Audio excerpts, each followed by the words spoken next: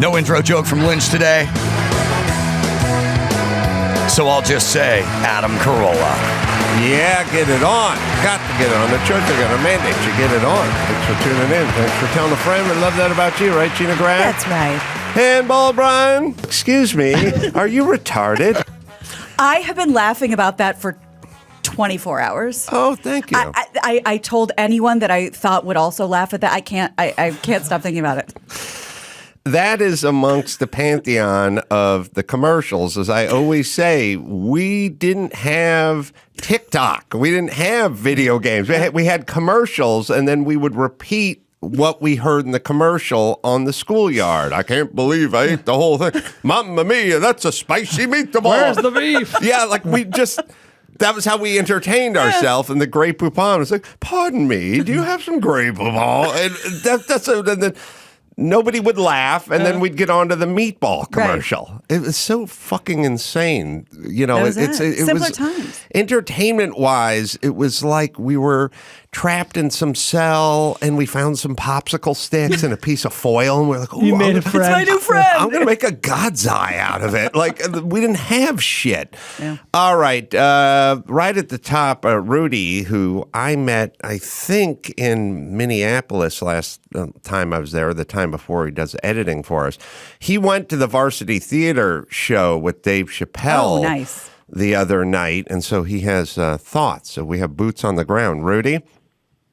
Yeah, guys. What's up? Hey, man. So Hey. tell us, and I know you like going to comedy shows because you came out to my comedy show, and I think that's how we met, but you went to the Chappelle show. So I guess you had tickets to the First Avenue Theater? Well, that show was Wednesday. Show got canceled, and then a friend of mine yesterday, I was actually on stage last night, and a friend of mine texted me and said, I got 4 front row tickets for Dave Chappelle, and nobody will go. Oh. And I'm like, fuck it, I'm not doing the late set. So I jumped off stage and ran to the Varsity Theater, which when we got there, a lot of protesters out front. Not a huge crowd, but definitely vocal. Yeah. I don't know, like Wednesday night apparently was the night all the shit went down because I had heard that, you know, some of the people in line that were waiting around the block because, you know, the way the line forms, it goes in front of the venue and then around the corner. Right. And the people that were at the end of the line, a couple people got hit with eggs. Oh, a lot of people. I'm sorry, what's that? Yeah, it's great. We're in some new world now where you'd think, like, if you would have tapped me on the shoulder and went, who's at the Varsity Theater? I'd be like, the head of the Klan? I don't know who's speaking. Some very controversial speaker. He's a Holocaust denier or something like that. No, he's a black comedian who you loved 10 minutes ago and was on the intersectional side of guys you cheered for. Right. He was a hero. He's a hero, and now we have to egg the white people that want to support him in Minnesota. And so I had a couple thoughts. That's the crazy part is that last night there was a woman with a sign that said, fuck Nazis. And I was like, I don't think Nazis are coming to the Dave Chappelle show. Yeah, although, you know, she is kind of a legacy because I feel like that sign will work in almost any time. Sure, Save Germany in the late 30s. But, you know, I was thinking about very this. Unorganized. Yes. I was on Hannity yesterday, and they make you form thoughts, like what's going on with Chappelle, and I wrote a couple things down, and one of the things I wrote down was 2 things. One is, I grew up in Los Angeles. Minnesota was 2 things. It was the land of Paul Bunyan and Bud Grant, the steely-eyed football coach for the Vikings. The guy looked like a Viking. He had like silver hair. He did. A buzz cut. He was of the North. Yes, and the buzz cut, when a buzz cut meant something. Like he had a buzz cut when everyone else had sideburns and hair flopping down and these steely gray eyes. I was like, that's Minnesota. Yeah. That's what Minnesota. Gina, he would have been walking with the White Walkers. Oh, gotcha. In Thank modern you. time. The notion that this has become the land of defund the police and egg fans of a black comedian is fucking bizarre to me. How did it transition from Paul Bunyan and Bud Grant to a bunch of pussies who want to get rid of the police department? I don't know that he was physically able to smile. But No. Wow. Yes. He was a stoic fella. And that's the weird part is last night when we were walking up, there was a woman at the barricade screaming at the top of her lungs in the face of a police officer And I'm like, man, I wouldn't go in my friend's fridge when I was 12, let alone get in the fucking face of a cop. I'm so floored by it. The notion of like, if I was sitting in my parents' house drinking a beer and saw a cop car drive by and dump the beer out on the carpet back then, now we're twerking on the hood of the car. And it's not really the cop's fault. It's not the twerker's fault. It's CNN's fault, because if the cruiser lurches forward and the twerker falls off, it's like a police officer rammed a group of protesters, like peaceful. It's like, that's what we've done. We've enabled everyone. But the other thing I was thinking about, too, sort of philosophically, is from a comedic standpoint, like you're Dave Chappelle. In the last 10 minutes, a bunch of dudes in our society have decided to become chicks, and a bunch of chicks have decided to become dudes. And as comedians, no comment. We're not supposed to say anything. Like, oh, here's another Trump joke. That's your duty to highlight that. This is a part of society. This is a big story. It's in the zeitgeist. It's going on. It's a lot more impactful, like for comedians, versus, oh man, my wife, boy, what a hassle. You know what I mean? She hates it when I drive. This is something that's happening now. It's in the zeitgeist. Like, comedians have to do this. Of course they're going to have thoughts. And by the way, the thoughts aren't going to be, those are such noble people, and I stand with them, because that's not a joke. You have to make fun of what's going on. So how was the show? Oh, amazing. He came out right away, and 20 minutes had not brought up anything about First Ave. And at some point, some lady had yelled out, "What about First Ave?" And he's like, "Shut up, I'll get to it." Crowd went bananas. He did say something last night towards the end. He did kind of get into a little bit.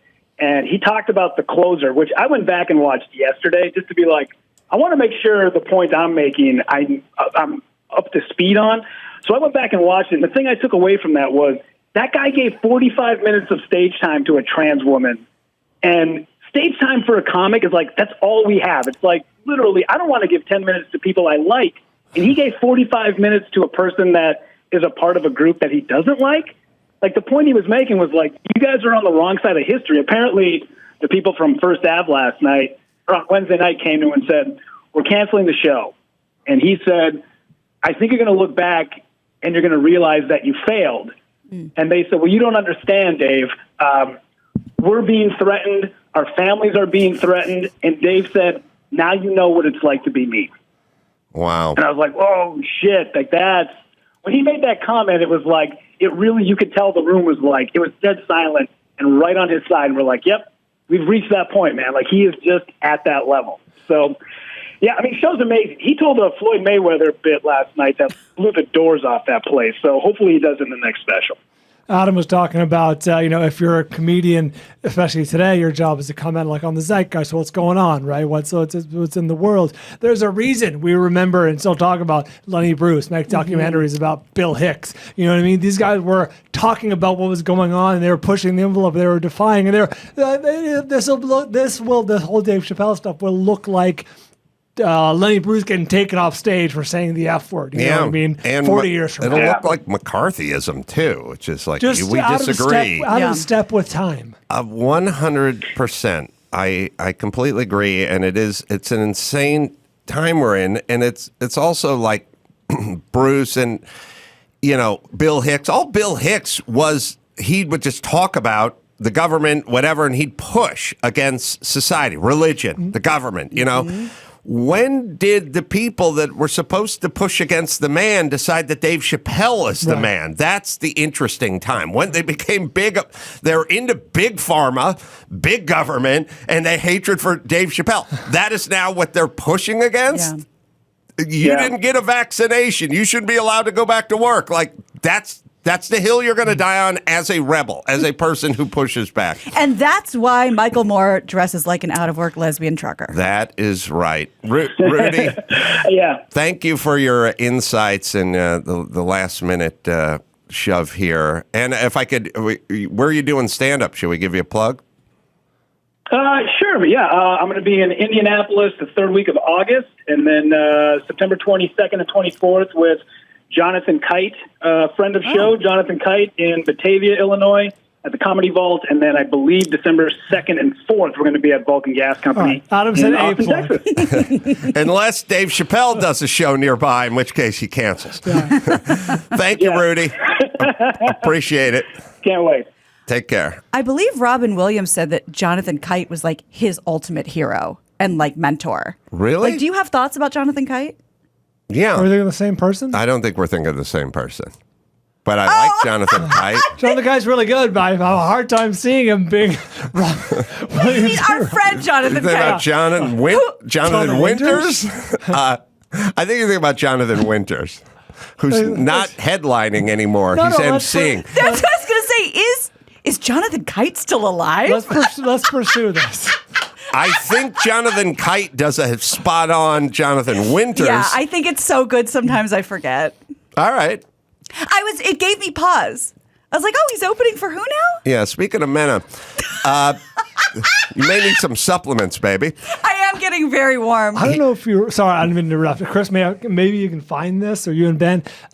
Jonathan Winters was the spokesperson for like the egg council, the egg industry in like 1990 or like 1989. I was like, It was a Mork and Mindy thing. Oh no! I think no. Well, the one Wasn't he from an I remember was him just extemporaneously doing wacky voices, and I'm like, I'm 11 years old. Like Sam Kinnison's or Andrew Dice Clay is the biggest thing in the world, whatever it is, and I'm like, who are they trying to convince to eat eggs? With Jonathan fucking Winters like making funny, like it was very vaudevillian. I don't know if you remember that or not. Well, we'll figure that out because I think it's a Mork and Mindy thing that he was in an egg, not on the show. But anyway. It may have gone on for years. The one I remember was from circa 89, and it was him with like black background. Here's our problem. We have a huge man and he's on hold. We got to talk to Big Show. Sorry, Paul Wight, a.k.a. Big Show, 7-time world champion wrestling with the WCW and WWE. Good to talk to you. Well, thank you very much for having me. And I just want to note that I'm old enough to remember Jonathan Winters, and I'm a big fan too. So there you go. Thank you very much. Yeah, but it was Kite that really formed Robin Williams in his early years. Jonathan Kite's going to kill me. Yeah. That was news to me. That was news to me. So I always like learning interesting facts. So there you go. Yeah, Winters died in 2013, just for those who are keeping score. Marcus is the name of the movie, and Paul is been in many movies. Been in The Waterboy and MacGruber and Jingle All the Way. So we'll talk about the movie, Marcus, which is in theaters and available on VOD as we speak. You had the same thing Andre the Giant had as a youth. Affliction, disease. I don't know what we're calling it. Blessing. Yes, I did, Adam. Yes, I did. It's a disease of the pituitary gland. It's called acromegalia. Basically, you develop a tumor on the pituitary gland that it's in a very small pocket in your brain, and that tumor grows and puts pressure on the pituitary gland and secretes at a young age too much growth hormone. Now, I would have been probably big anyway, 6'7", 6'8" anyway, because my family are all a bunch of big Vikings, so they're all big. But with that extra boost, as I call it, it shot me up to 7 foot. So, but I got it taken care of at 19 years old, and luckily I don't have any side effects from it. But if you don't get it taken care of, it can cause blindness and heart problems and a multitude of really bad health issues. What is taking care of? Most giants don't live very long. I think Andre passed away at 46, but Andre also had a hell of a drinking habit, which I don't have. So that's true.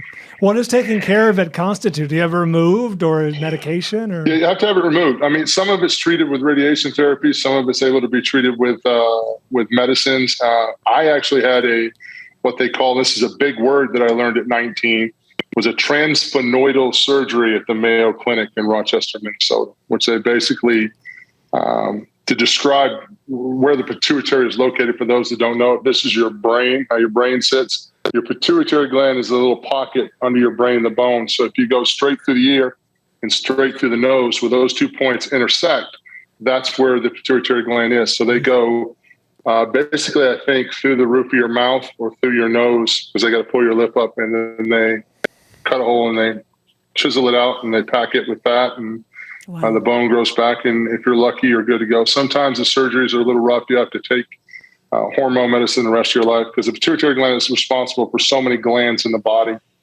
so many from tear ducts to all kinds of different things. So. Yeah, you got into There's your wrestling. medical info from Paul Wight. There you go. The man who couldn't cry. You got into it through wrestling, through Hulk Hogan, through a sort of circuitous route through Danny Bonaduce. How did that story go? Yes, Danny the Man Bonaduce. I owe my entire wrestling career to Danny Bonaduce. Back in the day, getting into pro wrestling was like trying to, for lack of a better description, of trying to get into mafia. You had to know somebody to get in. There were tons of guys out there like, hey, kid, give me $5,000. I'll train you and I'll get you a match. And you give them $5,000, then they disappear for 2 months and you never see them again. So there was a lot of scandalous folks. But my friend at the time was doing a morning drive karaoke show with Danny Bonaduce. People would come in on the air. This is before American Idol. So some people would come in and sing and they're really good. And then some people would come in and they were complete trash. So my buddy owned the karaoke company that was doing that with Danny. Danny had a charity basketball game against Hulk Hogan and Mr. T. And I used to play basketball for Wichita State University. Go Shockers. And I was like 22 years old. Yeah, Shockers. Good call. Not many people know that. And so he brought me as a ringer because he knew that I wanted to get into wrestling. And it was a way to kind of at least get an introduction. And of course, I do probably the worst or riskiest thing ever you could do, meeting a pro wrestler when you're trying to get in the business. I met Hulk and I did an impersonation, and luckily my impersonation went well because if it had been bad, just some of the guys don't like that kind of stuff, and it wouldn't have went well for me. But Hulk liked it and introduced me to Eric Bischoff at WCW, and the rest is history, as I say. Who was your biggest match against, or toughest match, or match where the guy didn't cooperate? You're looking for the gritty, aren't you, Adam? Yeah. I've wrestled, and I've been very fortunate in my career. I started in 1995, and I have wrestled. I mean, I just wrestled last year, so I've wrestled pretty much everybody that's been anybody in our industry, from Hulk Hogan, Ric Flair, Randy Savage, Lex Luger, Sting, John Cena, Stone Cold, The Rock, Undertaker, Kane, Roman Reigns, Chris Jericho. Anybody that's ever been anybody. We get it. You wrestle. You got it. I'm just making a list, making it poignant that you understand I've been around. No, I would think I've been fortunate to have great matches with everyone. I think, believe it or not, my toughest match was against a very dear friend of mine. Number one, Brock Lesnar to compete against. You guys know who Brock Lesnar is, of course. Brock Lesnar was one of the most incredible athletes I've ever worked about, but he was never dangerous in the ring. He was just one of the most explosive athletes. Like, when you were in there with Brock, you knew you were like trying to grab a hold of a bear. Like, he was just so athletic and so strong, and it was lucky the guy liked me. But the guy that I came out of, like I got run over by a dump truck every time, was Sheamus, the redheaded guy from Ireland. He was a good buddy of mine, but I would sit in the locker room and I would have these bruises all over me. And I'm thinking, am my liver going bad? Like, what the hell's wrong with me? Why do I have all these bruises? So I had to watch the tape back and realize that it was Sheamus clobbering the hell out of me. So he's tougher than a bag of hammers. So I just clobbered him back and we rolled on and had fun. But I would say Sheamus was one of the most clevering guys I've ever worked with. That makes any sense. Any young Rock or young Cena thoughts? I'm always kind of interested in people who were there before they were what they are now. Any thoughts? That kid's got it? You knew it right away. When I met Dwayne, I'd already been in WCW, and he was just really coming into The Rock with his sideburns and the promos. And when I met him the first time in WWE, he came up to me, was very gracious. Hey, I'm Dwayne. Look forward to working with you. I'm a big fan. And then as Dwayne really came into The Rock, you just knew he was another level. Just the way he presented himself to the fans, the way he cut promos. And I remember sitting in the movie theaters and watched The Mummy, where he got the brief cameo on The Mummy where he yells Haku Machente. I remember thinking to myself, oh yeah, this guy's a friggin' movie star. Like, you knew it right away. He was on to that next level. And with John Cena, I was one of the first ones to to kind of give John Cena the break, so to speak. I was United States champion at the time, and we were going into WrestleMania. It's about January before WrestleMania. WrestleMania happened in like March or April. And Vince comes to me and says, who do you want to work with? And I knew I was going to have to drop the United States championship, because the last thing you want is a giant with a championship, because it's really, in all sincerity, being honest, kind of stagnant. You want the giant to have a championship for someone to topple that giant and then make that champion. And I said, well, I'll work with John Cena. And Vince was like, well, how's he going to beat you? And this is early in John's career. I said, he'll pick me up and hit me with his finish. He'll pick me up on his shoulders and he'll flip me over. And it's, he can't pick you up. I said, the hell he can't. We went out in the afternoon, and John picked me up and gave me his finish on a crash pad. And I put the United States Championship on John Cena at WrestleMania 20. But you knew John was another level because of his work ethic and his character. John was a guy that early never went home. Like the rest of us would do our job and we would go home for the 3 or 4 days that we got to be home. John would go to the next town and do radios and appearances, even when he wasn't known, because he wanted to get his name out there. He wanted to build his brand. His work ethic, I've never seen anyone with his work ethic or integrity like anyone in our business. He's literally outworked and has the most integrity of anybody I've ever met. The thing you realize after you've been around for a while, whether it's comedians or wrestlers or attorneys, it's like everyone wants to know, like, who's the best? Who's the best? Who's the funniest? Who's the strongest? It's like the work ethic is what takes Trumps over.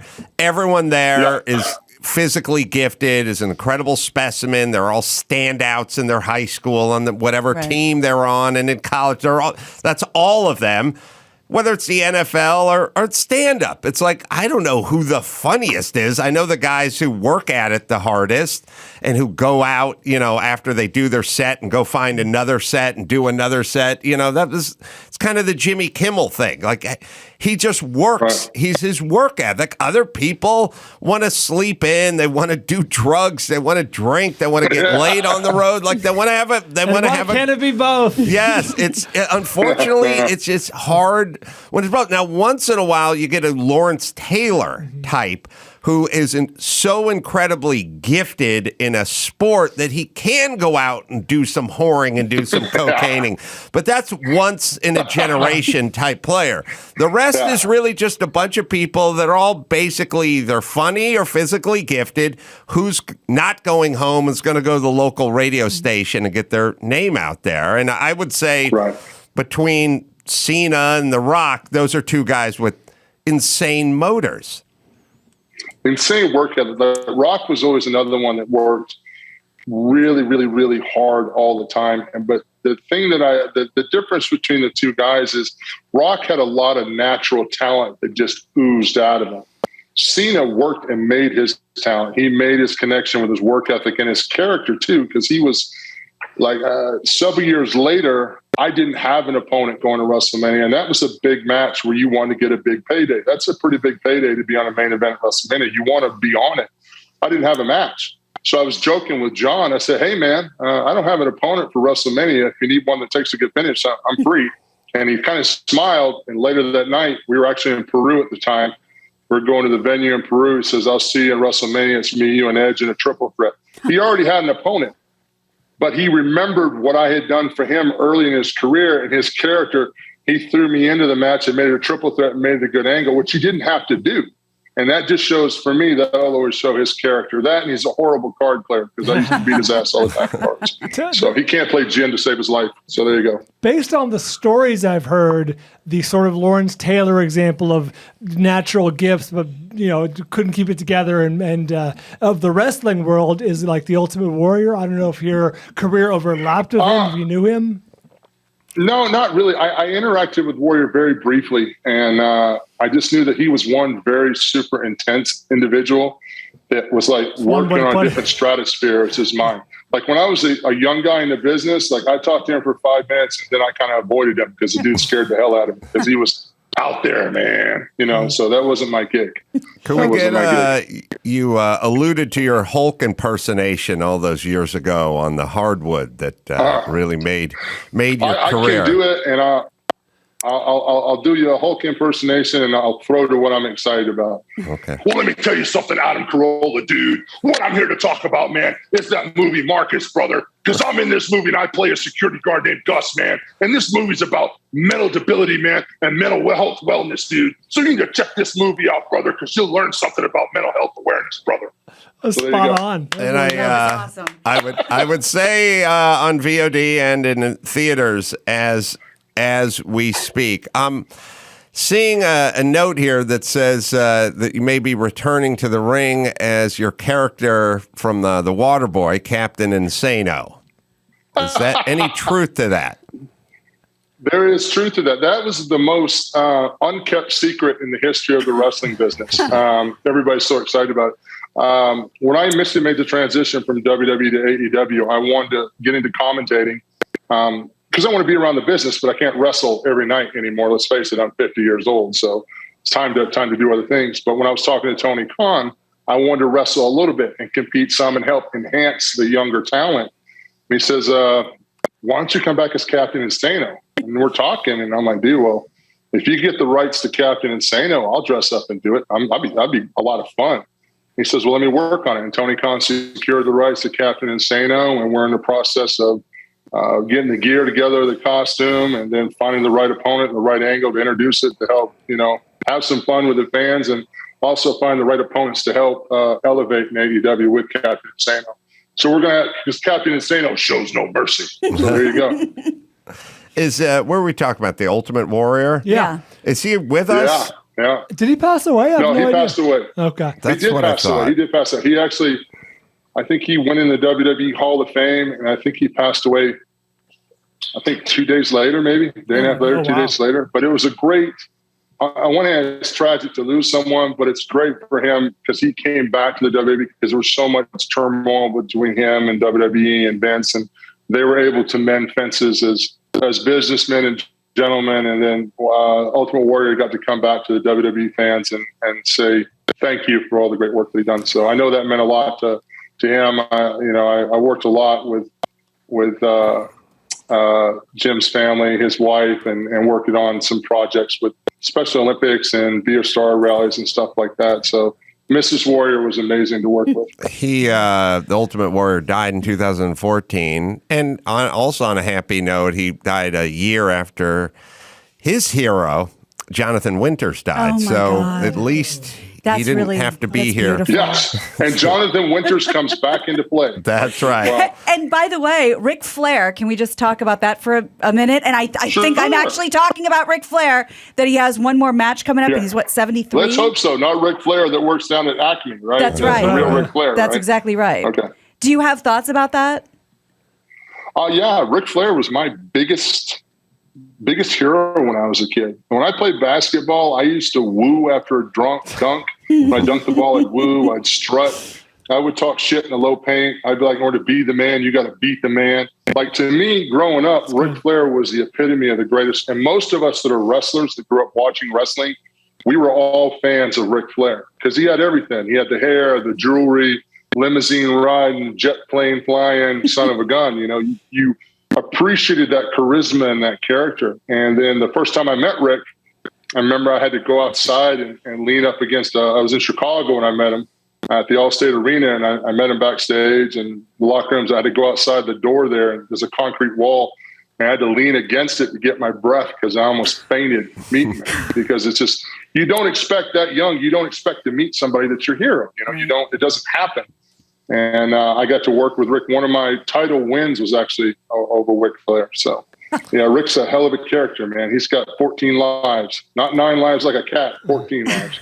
The name of the movie is Marcus. It is available as we speak in theaters and VOD. Paul Wight, big show. Thank you so much for joining us. Thank you so much. Honored to be here. Thank you, guys. Thank you guys very much. All right. Yeah, it's like that time Jonathan went. It's like that time Robin Williams ran into Jonathan Kite backstage at the Comedy catch his Store, and breath. it's like, he's like, my heart be still. Literally kissed the ground he walked A on. 14-year-old Jonathan Kite walked backstage, and I'm all gonna right, get a text. we have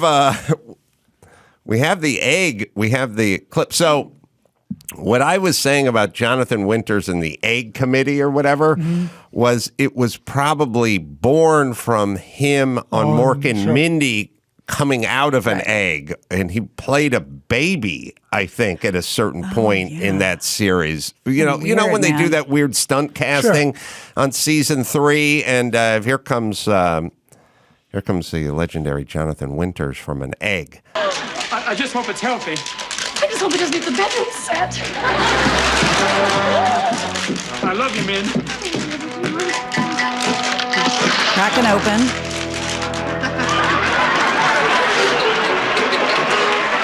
Jonathan pops his head out. Jonathan comes out of the top of the egg.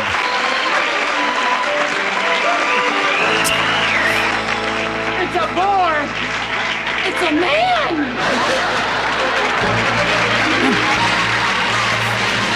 This is a #1 sitcom, everybody. Wow.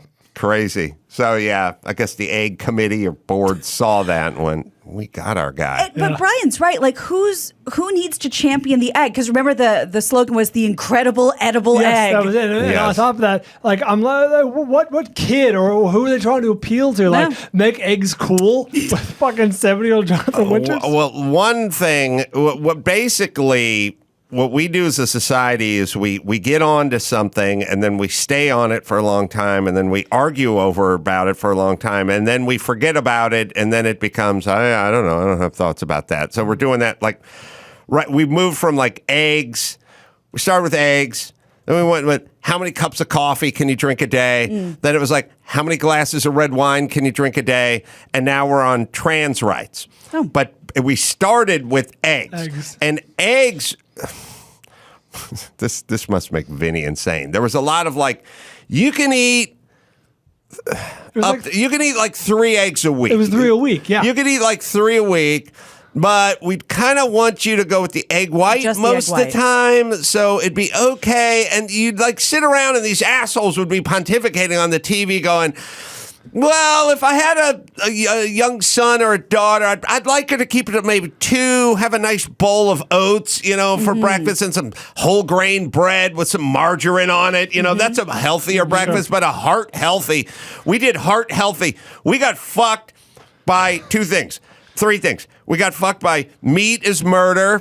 We got no nukes, and then we got heart healthy. A lot of alliteration. Heart healthy was on all the fucking spreads that were made of palm oil and yellow dye number 7, and it was a good heart healthy breakfast with 7-grain bread with honey in it and stuff. And take that margarine and have a heart healthy, and we like. Those are 2 letters that are the same, so he must be right. And then if the glove don't fit. Have a shit sandwich. Like, yes, it's letters. It's letters. This cunt Jane Fonda said no nukes, so I guess we should obliterate our program to great power. Because the old cunt said so. Like, we are fucking nuts. We argued over motherfucking eggs for 15 years. No. As I saw Jonathan Winters come out of the top of the egg, I thought of my old grandpa, Laszlo. He loved his soft-boiled egg, having his little egg cup, and he'd chip away at the top. But then somebody coined the phrase heart healthy.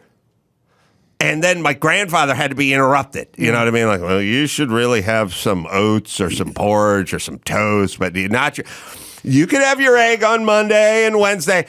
Turns out an egg is the best fucking thing you can eat. It's perfect. It's a perfect food. It's perfect. And you getting rid of the yolk was just you getting rid of all the good fats and the nutrients and the enzymes. You just got rid of that. But we all listen. And so all I'm saying to people is what are you listening to today? What are they telling you about today? Because we're not changing. We just move on. We now we have a new expert.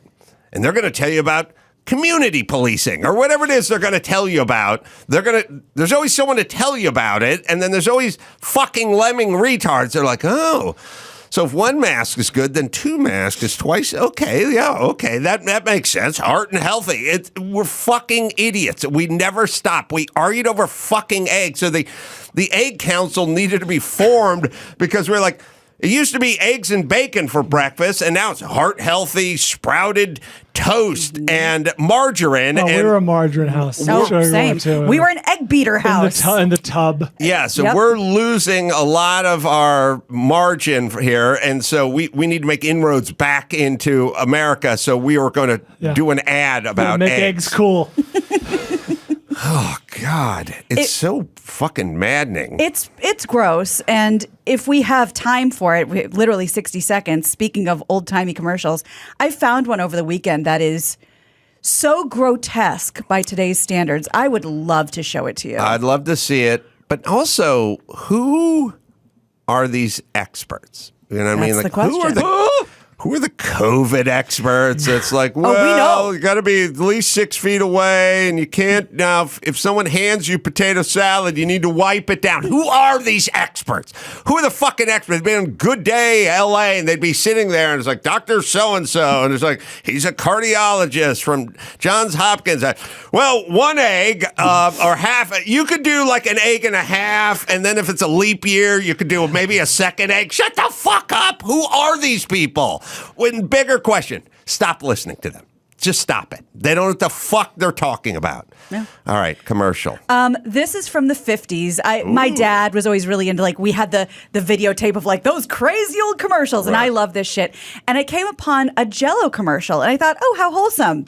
And this was something that Madison Avenue said, I have an idea. Now, this is pre-Bill Cosby. Yeah, this is the 50s. This is when they used Fatty Arbuckle. Right. Sure. This is Red Skelton. black and white. And when you hear, for everyone listening, picture exactly what you think you're picturing.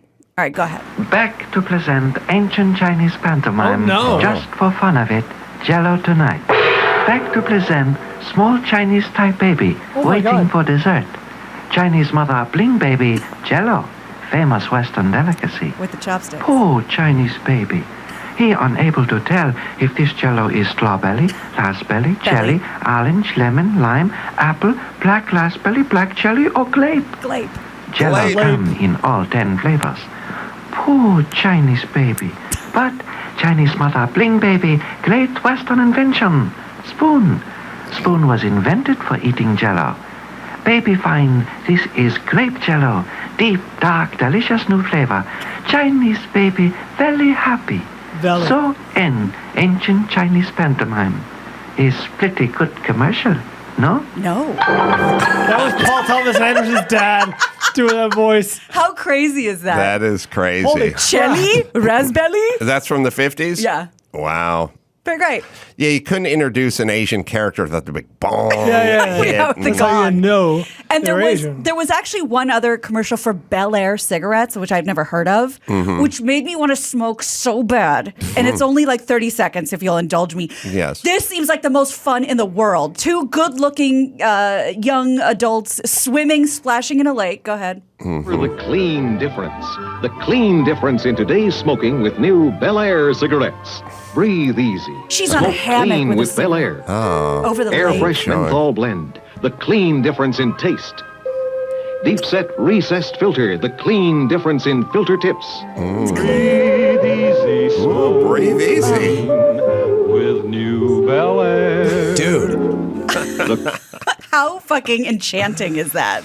God, it was like the same VO, the same music, the same everything. Like you know exactly when that commercial was made, and and we look back and we laugh. But I claim that future generations shall look back on our Subaru commercials and have a fucking hearty laugh. Oh, for sure. As well. All right, let's see. Let me hit Simply Safe here. Today's episode is brought to you by Simply Safe Home Security. We believe home security should be the safest, or your home, I should say, should be the safest place for you and your family. I recommend Simply Safe because I use Simply Safe. They've been sponsors for over a decade, I'd say now. 24/7 professional monitoring. Simply Safe's agents dispatch police, first responders, the moment a threat is detected. Even if you're not home or you can't be reached, just $1 a day, no long-term contracts. Named Best Home Security of 2022 by U.S. News and World Report. Third year in a row, by the way. Batteries will last up to 10 years. Sleek design, peel and stick, mount it up, customize the perfect system for your home in just a few minutes at simplysafe.com/Adam. Go today and get a free indoor security camera plus 20% off with interactive monitoring at simplysafe.com/Adam. Okay, quick break. Come back with news right after this. Give me the news with Grad. News with Gina Grad. Breaking, viral, weird crime, protest, politics. Give me news with Gina Grad. Stuff they saw on TMZ. Joe Biden, Kamala. Big news with Gina Grad.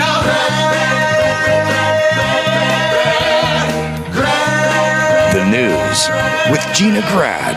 So, good points you made earlier about who are we listening to, because Los Angeles County very well back on our way to more indoor masking. That should come about in the next few days as the BA.5 Omicron subvariant reportedly pushing COVID cases higher. You can go back 10 seconds and watch a never-ending loop of Joe Biden saying, if you get vaxxed, you cannot get this. You get vaxxed, you will not get COVID. Guess who currently has fucking COVID? So my feeling is I don't know if he knew. He probably didn't know. Someone was telling him to say that, whatever it is. But you don't have to go back, 35 years and figure out what's going on with eggs anymore. You can just go back 10 minutes. It's a never-ending loop of the same fucking geniuses telling you, do this. We can get back to that. Well, I think someone who might agree with you, oddly, is Barbara Ferrer. Because I thought this was her mandate. Well, this clip has gone viral of her hooting and hollering and whooping it up at the MLB All-Stars game. We have that. And she doesn't seem to have a care in the world, certainly not a mask, and having a great time. I don't want to defend her, but she does have the mask. It's just kind of around her right elbow. Right. Her elbow will not get COVID. She slung it up her arm like the way Nazis would wear their symbol back with the Gestapo days, which is the app comparison. So she has it on her arm and she's screaming. Fine. Well, current guidelines in LA County mandate that teachers and other school staff in LA County will be required to wear N95 or other medical grade masks amid a surge of COVID. Everyone's getting it. That's it. Pure and simple. I don't know. Biden was just fist bumping his way through the Middle East. It's so crazy. Like, we're going to fist. Has anyone got it through a handshake? I thought it wasn't a contact thing. Why are we even fist bumping? But he got it. He does everything right. So he got it. So everyone gets it. That's the thing that has stuck out the most to me when you said, people are like, I don't get it. I've done everything right. And you're like, that's my point. Right. That's really sort of stuck in my... That doesn't happen with weight loss. It's not like you see someone and they go, I never eat carbs. I work out all the time. I don't drink. I do 5 miles every morning and I'm still morbidly obese. Like, that doesn't exist. Sure. That can be pituitary. You do everything right. Yeah. You usually see some results. Yeah. This is random. There's people I know who did everything right, who got it. There's people I know who's got it multiple times. There's people I know who haven't got it. You've never gotten it. I don't think I've gotten it, but I don't know for sure. I'm like, I don't, it doesn't hit me. Like, things hit Drew hard. They don't hit me that hard. Maybe I got it. Maybe I was unaware of it. Mike August did everything I did. I mean, Mike August got it in Alaska. We were in Alaska. We were at a club. We were upstairs, and he's like, that's when it started to hit. So we're in an airplane. We're in an Uber. I got Sonny with me. We're all traveling through Alaska, staying in the same lodge, going in the same, mini seaplanes and everything, backstage at the same clubs and the same venues. He gets it. I don't get it. Sonny doesn't get it. Chris doesn't get it. Then I come back and go to Garagus's wedding. I don't have it. Mike does, and we're sitting next to each other in this upstairs little dank room at the club. Like, it's hard to explain. Yeah. So my point is it's like saying, is there a God? Isn't there a God? Is there a devil? What about reincarnation? I don't know. How about you get the fuck on with your life, and then when you die, you'll find out. or we can sit and try to figure it out. That's a good point. Well, let's talk about another disease. You know, we got our monkeypoxes, we've got our COVIDs, but there's a new case of polio in New York. This. Yeah, one reported case marks the first time in the U.S. in nearly a decade. Now, here's what we know about it, which is interesting. A report says that it was detected in someone who received an oral polio vaccine. The U.S. doesn't give out oral polio vaccines. That's not a That's thing. been over 20 years. We don't do that. We give out an inactive polio vaccine, which cannot give you polio. This suggests that the virus may have originated outside of the United States. And while it's usually transmitted by hands contaminated with fecal matter, you can get it respiratorily, oral to oral, if you're making out with somebody with polio. And be careful, because didn't that make a lot of kids bedridden in the olden times? It made them wheelchair bound. Yeah, in our parents. It was freaked everyone out. That's right. Yeah, they would like close the windows in their It kids' was like bedroom and polio stuff. season. Like the spring was polio And season. early on, they thought it was pool related. They closed all the pools. Oh, boy. Yeah, Barbara Ferrer closed. That's right. Her That's right. great grandmother That's right. closed all the pools Ferrer. so the kids could not frolic or have fun. Yeah, it's what happens with a lot of these diseases is we as the United States are done with this disease, but the world is not, because they're lagging behind, and then somebody gets it from somewhere and then shows up here, and now we go, oh, it's the first case. Yeah, where'd the person come from, or what was the story? But also, we're vaccinated. We get them at like 1 year old or whatever. Sometimes they'll have like the Hasidim in New York or something who aren't down with the vax, That's and true. they'll resurrect something. But I don't know where this person's from. But in a world of, the news is elderly woman was smashed in the head with a cinder block while walking. The polio feels quaint. It does. It's like almost charming. It's the pickpocket of things. Speaking like, of quaint and charming, a marker of a world that is long gone. You guys know Jonas Salk. He did the polio vaccine, and he obviously stood to make untold millions of dollars for coming up with the polio vaccine. And he did, as I recall, he declined to patent it. His quote was, "How does one patent the sun?" Hero. Basically meaning like, it existed, I just found it. That would never. It's a good Can man. you imagine that today? The Sackler family saying, just give it away. Right. Yeah.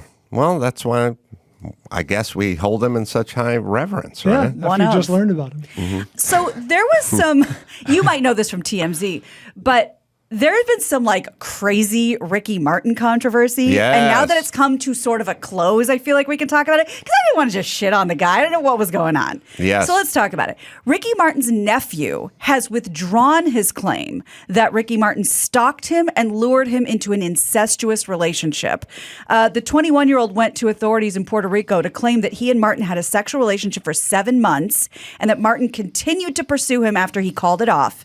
But just hours before Martin was to be deposed by prosecutors on Thursday, the accuser went to court and dropped all claims. Ricky's attorney is... The problem with withdrawing claims is you can do it from a legal standpoint. legally but clear.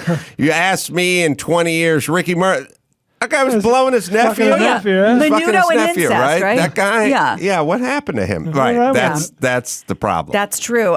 His lawyer says this was never anything more than a troubled individual making false allegations with absolutely nothing to substantiate them.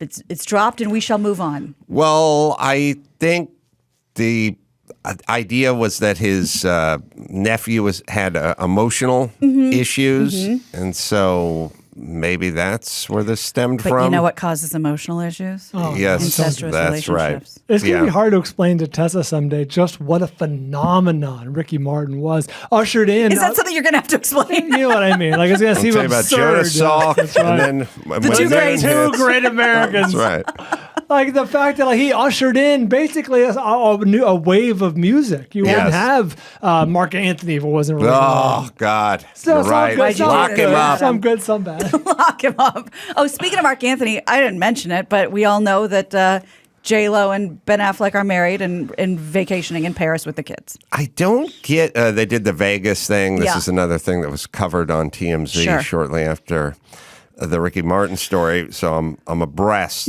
but. they just went to Vegas and kind of slummed it. And then, that's the new thing. It's not the new thing. It's the old thing that we decided was beneath us. And now we're going to Vegas. It's kitschy. It's kitschy. I was just there. It was kitschy for a time, and then it went away for a long time. Maybe The Hangover helped. I don't know. Then it became cool. But it's like the Vegas wedding is like when you see the celebrities going down to the Okie Dog in Toluca Lake or going some burger joint that's off the beaten path, and it's cheap, but it's funny, and they're keeping it real. Then they go back to the Learjets and the private islands and all that shit. It's quirky and Instagrammable, and then they go back to Richie Rich life. Right. But they're in Paris right now with all the kids and just making out in front of those kids. Easy. Oh boy, they are in love. It's interesting. And you kind of wonder, like, if you are one of the multitude of exes they both had in between the Gigli days and then the 19 years later when they reunited, like, were you guys always kind of thinking about each other while we were fucking or married or something? Seems or like did you just is it completely gone and you just, here we go, we just saw each other? Like, were you both having those thoughts? Were there correspondence? Like, if you're both having these thoughts while you're both separately married or doing whatever it is you're doing, it also seems kind of unlikely that there wouldn't be he came out with the town and she wrote him a nice little email that said, hey, really enjoyed it. Good luck, with the little wink and a nod. Happy birthday text once in a while. Yeah. Kind of wonder, was there correspondence? Like if you talked to both of them 10 years ago and said, did you ever think, would one of them go, oh yeah, I knew in my heart at some point, or would they just go, I hadn't even thought about it? Yeah, doubtful, because it was A-Rod and Jennifer Garner, J-Gar, right. And those seem to, I don't know, the A-Rod thing kind of, from what I remember, just kind of went away, like kind of suddenly. So maybe A-Rod found some correspondence. Maybe I don't know. This is all very speculative. He ended up with Ricky Martin. That's right. Yeah. Martin's nephew. Do you remember that Linda Evangelista cool sculpting lawsuit that made her like a hunchback? Yes. They've settled. So she's 57, and she sued Zeltig Aesthetics for $50 million last year, alleging she became a recluse after this treatment gone wrong. She said it left her brutally disfigured. She went on to claim that these rare side effects of fat freezing caused this fatty tissue to thicken and enlarge in treated areas. According to the 2018 editorial published in Science Daily, it has been estimated to occur in 1 out of 4,000 treatments. She didn't reveal the settlement, but also, if it can happen to 1 in 4,000 people, who are you suing? You know what I mean? She must have you just had a bad reaction to it. Right. Whenever you go into any medical, your hand, you probably signed, had Matt Fondelier sign, 10,000 forms. Well, yes. And then it always struck me, you can, as a supermodel, you can make your living just being 25 and hot for a while. And then you can either marry an older, fatter Russian guy and ride it out, oligarch, or you can get a lot of procedures done and sue somebody at some point. Yeah. And realize that was a career path.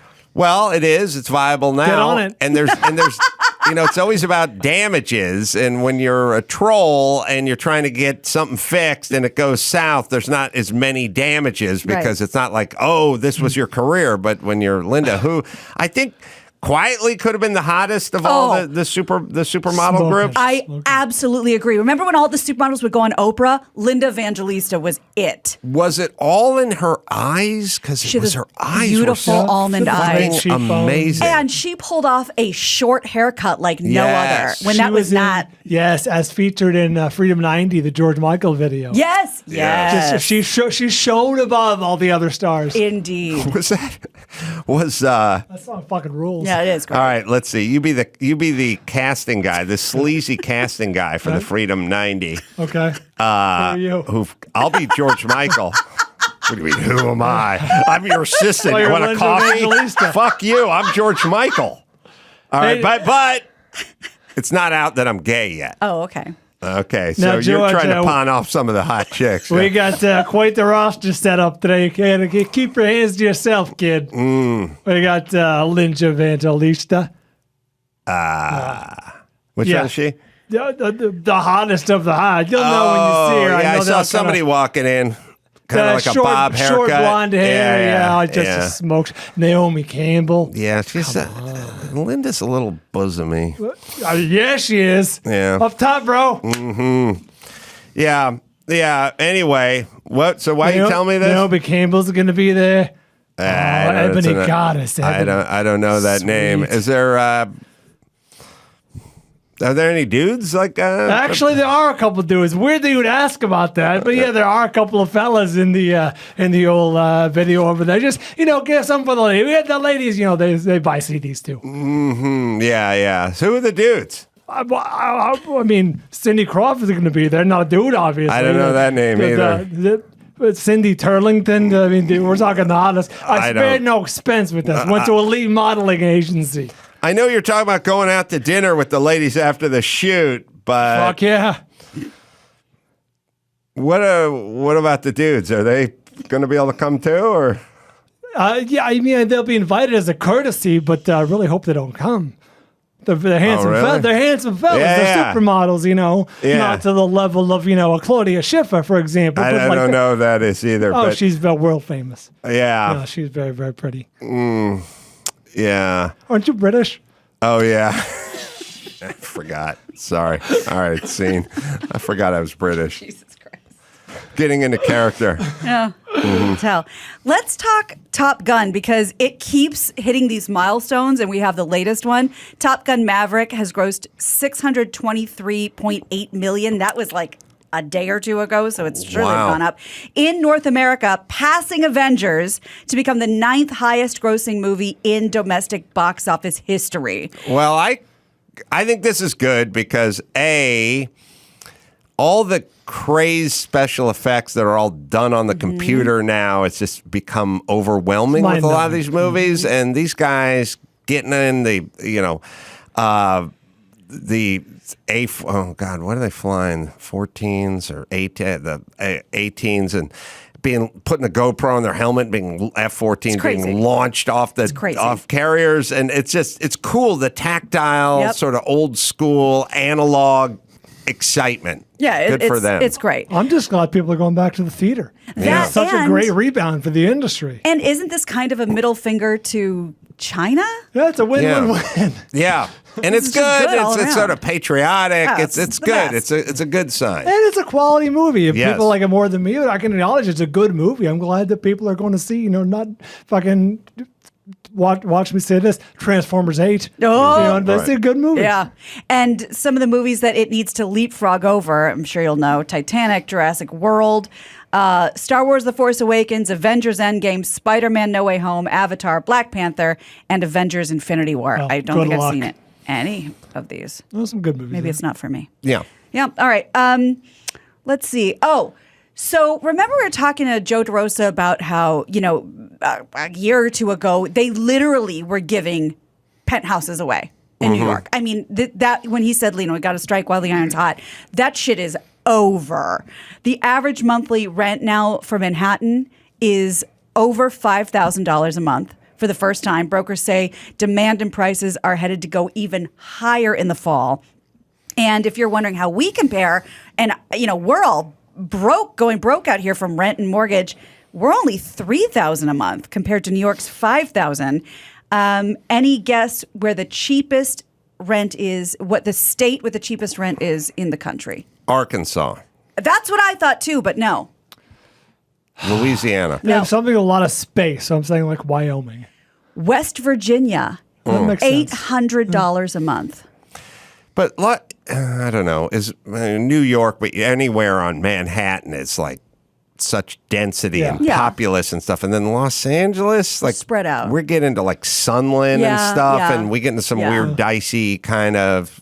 But if it was sort of downtown versus downtown, so to speak, or the stretch of whatever the most the top populated, 10%, right? Top 10%. Like just West Hollywood and All right, let's bring it home because Ed Calderon is Oh, yes. waiting out there. You got it. I'm Gina Grad, and that's the news. Gina Grad. That was the news with Gina Grad. Well, good news. Concrete. I just finished my glass of concrete. It is. Oh, that was in your glass? I was not BSing because your glass is all cloudy. I'm like, what is he drinking? Concrete creatine. Your body needs it. You can only make about half of what your body needs, and then the rest comes from your diet, and of course the American diet, not so much. Concrete, patented creatine, HCl is the favorite creatine of elite, well-informed athletes. The number one bioavailable creatine and the only microdosing creatine. Just a small scoop per 100 pounds of body weight, and it's good for what ails you. Creatine is required for functional energy for every cell, and your brain uses about 20% of the creatine in your body. So let's feed that beast.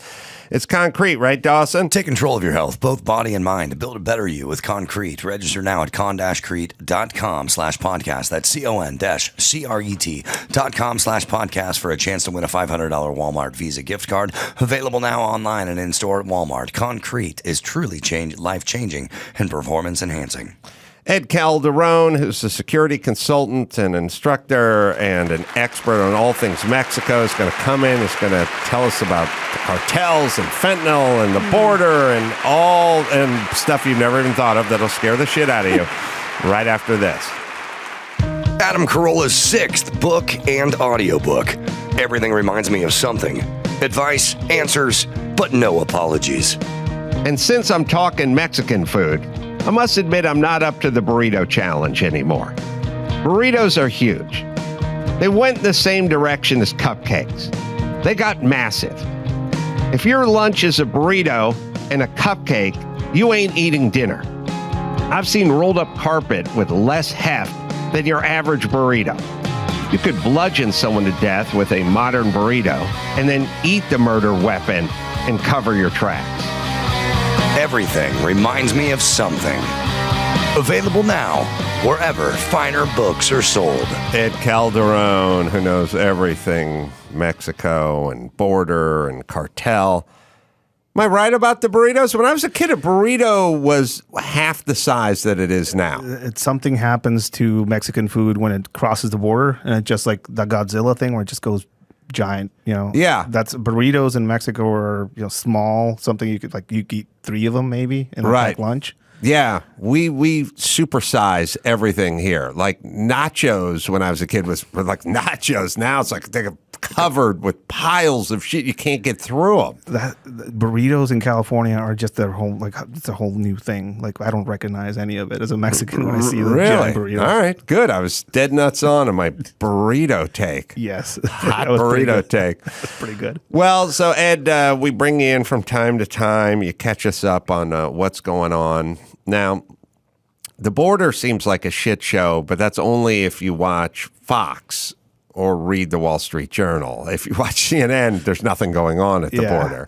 So what is going on at the border? Massive migration of a sort that we haven't seen in ever. There's lines of people being processed every day by the Border Patrol.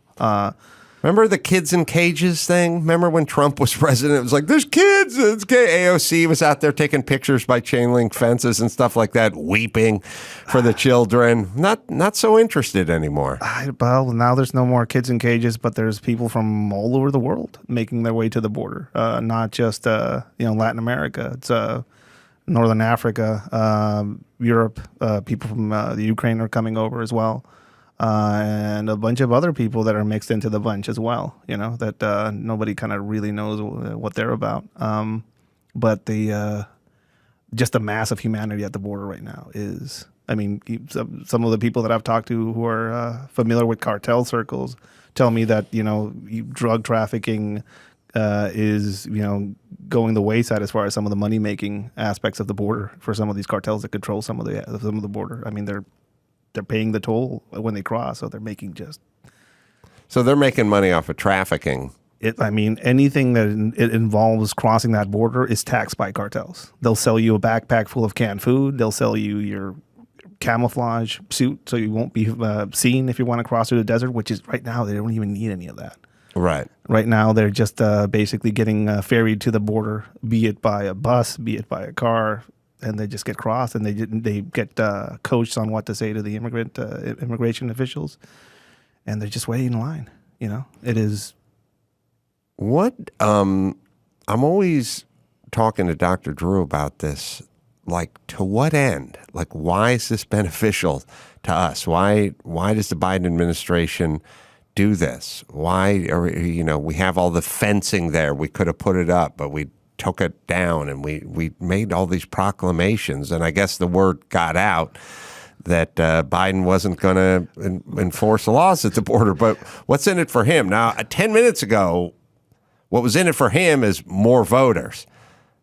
But that's changing. I mean, so people on both sides of the argument when it comes to immigration, then will say, these people are just looking for a better shot at life. They're not hurting anybody. But there's a whole industry related to human trafficking, drug smuggling, using these people as endangered slaves, basically, once they cross that border, and taxing their families that are already stateside and basically blackmailing them.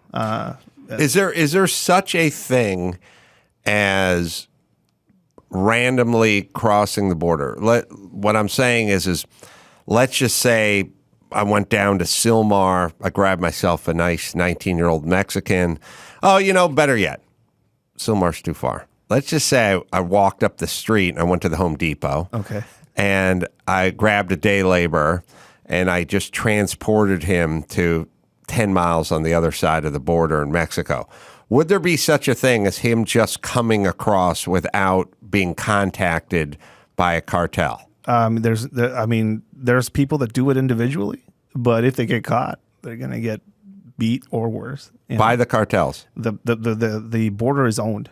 So they own any part of that border that is susceptible to crossing drugs or people is owned and taxed. And it's done in segments, sort of like gangs back in the day, that the Italians in New York, like this is their corner and that's their corner and this is their turf. It's a turf thing, right? So a cartel may own 14 miles of it and then another cartel comes in. Yeah. So any part of that border wall that has a city next to it or a population center, that's a pretty good place to disperse and or to if you're going to put drugs into, let's say, San Diego. I mean, being right next to that city is high value things. That's why you have a lot of violence in Tijuana with people fighting over that drug market, local and also the crossing part of it. You will see ownership of that border wall be enforced, and not just so people need to understand that these criminal organizations not only enforce the border ownership with their own people, but they also have police and local police on their payroll as well, and they will enforce things for them as well. So it's like at different levels. Even street vendors will get taxed as far as them being there selling stuff to some of the migrants coming across, and also being an intelligence service apparatus for some of these cartel groups. So everything on that border is being, in some way, shape, or form, a money maker for them. Not just crossing the drugs to the U.S. and selling them in the U.S. There's also just the aspect of ownership. So when the border, but don't let me put words in your mouth, but when the border is vigorously enforced and the laws are held and there's stay in Mexico and all that kind of stuff, then the business goes down for the cartels in terms of trafficking. I mean, so the business goes down as far as people coming through that border, which is a big money maker for cartels. The business goes down as far as the ease of crossing drugs across that border. So usually it's tunnels. They're using drones now. Fully submersible submarines are also in operation over the ocean. A stringent border policy will... They're going on the ocean around San Diego, essentially? Yeah. I've talked about fully submersibles once here before they were actually discovered, I think. And fully submersibles have been used. We found indications of them being used 10 years ago. So partial submersible would be still a way you'd have to get air. Yeah, essentially. basically they're right above the surface, so you can see them. They're painted blue, so it's kind of hard to spot in the ocean, but they won't fully submerge. Right, but now, are they getting those from somewhere? Are they building them? A lot of them are built in, like the big ones are built in somewhere in Colombia and and Central America specifically. There's a lot of parts down there that are building them. When you say big ones, how big? Bus size, maybe the size of a bus. 30 feet, 25 feet, something like that? Yeah, running on some of them on battery operated, powered. It's like not a very safe contraption. Right. But there's a reason why drugs don't rise in prices, even though there has been some historic drug related bust recently. So the border's pretty porous. We kind of sent the message out that, come on down. It's a weird political shit that goes on. I don't get it. But I mean, in the migrating campus, they had Biden flags up. Right. Like I took a picture of one, posted up, and I was accused of photoshopping them. And I went there and took video. All the people that I've talked to, that migrant camp that was on the border was taken apart probably like 4 or 5 months ago, and then the Ukrainians came and they didn't get a camp. They just got basically waved in, right? Mm-hmm. So there was a whole issue about racism on the border and stuff like that around that. But most of the migrants that I talked to that were part of that camp that got dispersed, Hondurans, Venezuelans, they were all under the impression that the Biden administration was basically rolling the welcome carpet for them. So they were surprised when they didn't get let in immediately, Hey, Chris, I'll give you a little homework. There's a montage, maybe it was on Gutfeld a week ago or something, but it was all the politicians, including Biden, out of their mind about the Border Patrol on horseback whipping the Haitians. Like everyone had their panties in a bunch. We are so fucking insane. And I'll let you look for it. It's somewhere on the internet, perhaps. Or you can just have Dumbo Biden up there talking about how disgusted he was over this thing that wasn't a thing. But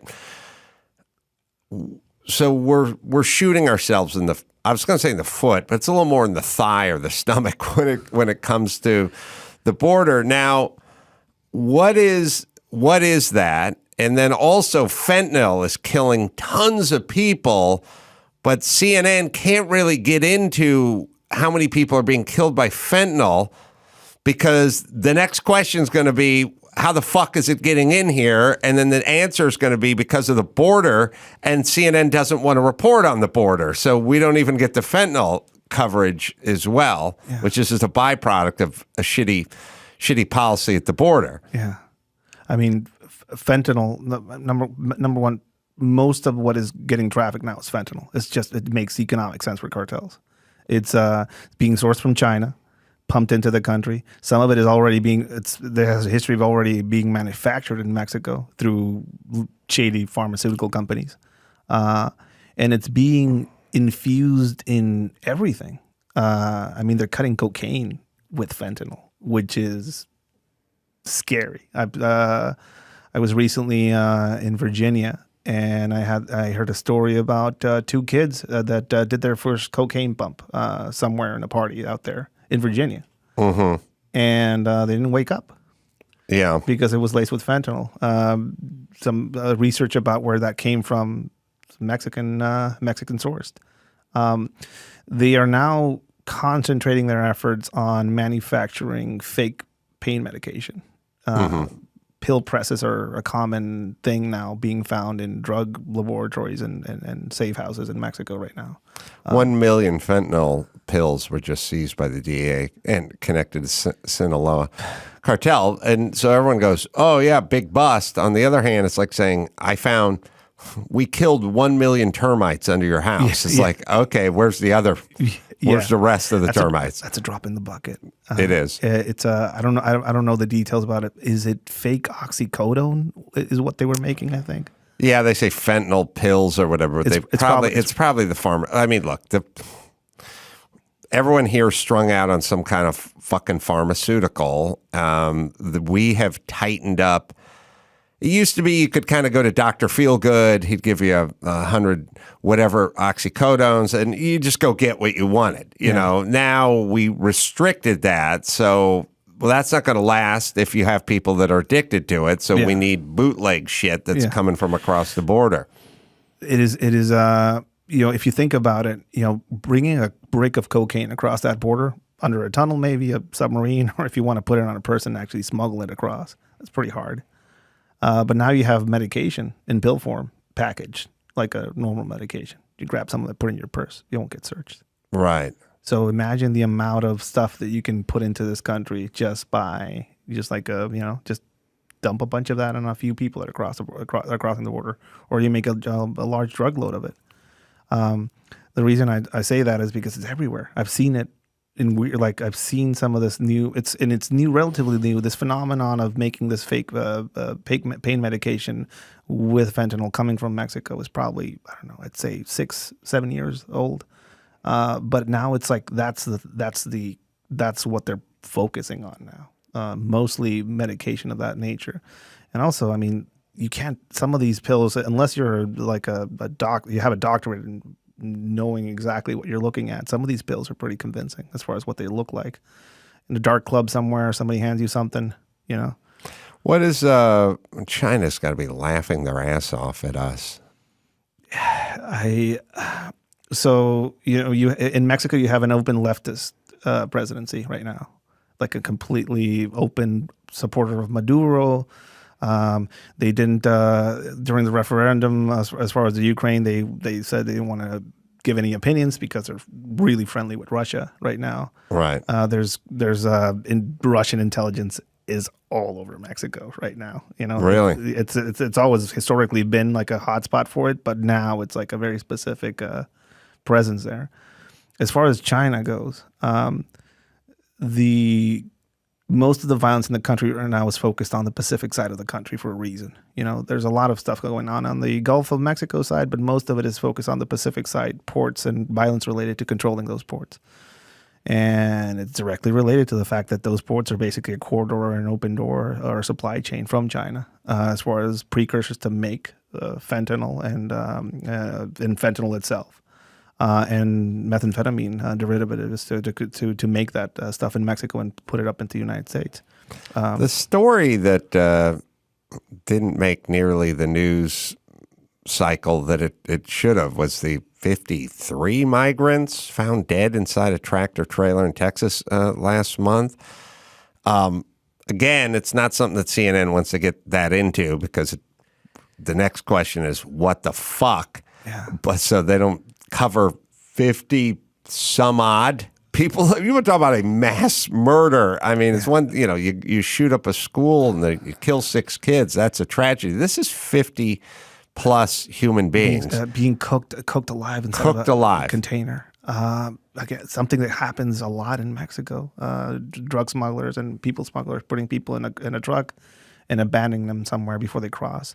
Now, I'm not too sure about the details on that case, but a lot of people got paid for that truck to get across the border and be where it was, filled with people. It is a clear sign of corruption now being on both sides of the border because a truck full of people, somebody should have seen that, right? Somebody should have detected that. Did it cross the border? Were those people on that truck before it crossed the border? And if it was, then there's people on the border that were looking at some of this stuff and didn't say anything. And then what about the cartels? Like, were they at some point somebody opened that truck. Some people survived. First things first, how many human beings can you get? That's 50 some odd people died. The rest survived. I don't know, Chris, if you can even look it up. We'll play that montage of fuck sticks going nuts over Border Patrol guys whipping Haitians, except for they never fucking did it. And it's so fucked up. It's so fucked up that these are our leaders. But Chris, can you figure out like how many survived that? I heard how many died. Yeah, I'm looking. All right, we'll play the clip. I think it was from Gutfeld, which I did When I saw the image of the person who believes somehow that they're a cowboy whipping, I don't care what Black anyone freedom says, fighter. yes, it's a rain, but nonetheless, there was whipping that happened there at the border. I thought of George Floyd being choked to death by Derek Chauvin. You eat a I thought fucking of corn black dog men and you being think of killed George by Floyd, police in this bitch. nation. Questions have been raised regarding the image of a Border Patrol agent on a horseback seeming to appear to use a whip by pushing a migrant back towards the river. You're creating a distinction between swinging a rein at someone versus a whip. I don't know that, as we heard from the White House, that they make that distinction. They don't carry whips and they do not carry lassos. I think the picture you're talking about, at least the one I've seen, is the rein of the horses. Should those be used? Should those be used even if it's a rein? Group of Haitian migrants attempting to seek asylum. The image of white men on horseback appearing to whip. Well, I mean, a lot of, like, I know that a lot of those are actually Latino. A lot of those Border Patrol guys are Latino. Oh, yeah, they're not white men. I Don get it. Lemon is very upset. All right, just find Biden's fucking retarded comment on it, or maybe we're coming to it, but we're fucking nuts in this country. Migrants, you see that picture there. I mean, so I'm Mexican, and I'm an immigrant as well. And I've trained the Border Patrol, which is kind of surreal for me. Like I've done training for the Border Patrol. I've done training for the BORTAC units and stuff like that. I think I probably know two of those guys. They suspended the horseback unit after that. And now they're looking into further charges, even though they got cleared of the ones they lied about. That mass of humanity that was going across there, they were tasked to basically slow it down or stop it so they can process them. Right. And it was a free-for-all. It's still that way right now, and these guys are even less equipped and or supported to do their job, which is, I get it. There's some people out there looking for a better life, and they don't have anything bad in their hearts, and they're well intentioned, but a lot of them aren't, and a lot of them are paying their way and feeding the pockets of people that are poisoning vast amounts of Americans right now through the substances. Here's my sort of head on it. I don't even want to fucking weigh in the part where it's like, these people are hardworking mothers who are seeking a better life. Okay. And then there are people that are up to no good. Okay. So overwhelming majority of them are hardworking, God-fearing people that are looking for a better life. And then there's a group of people who are drug runners and smugglers and human trafficking and terrorists. Okay. We've agreed on all of it. Now, I feel the same way about a fucking airport.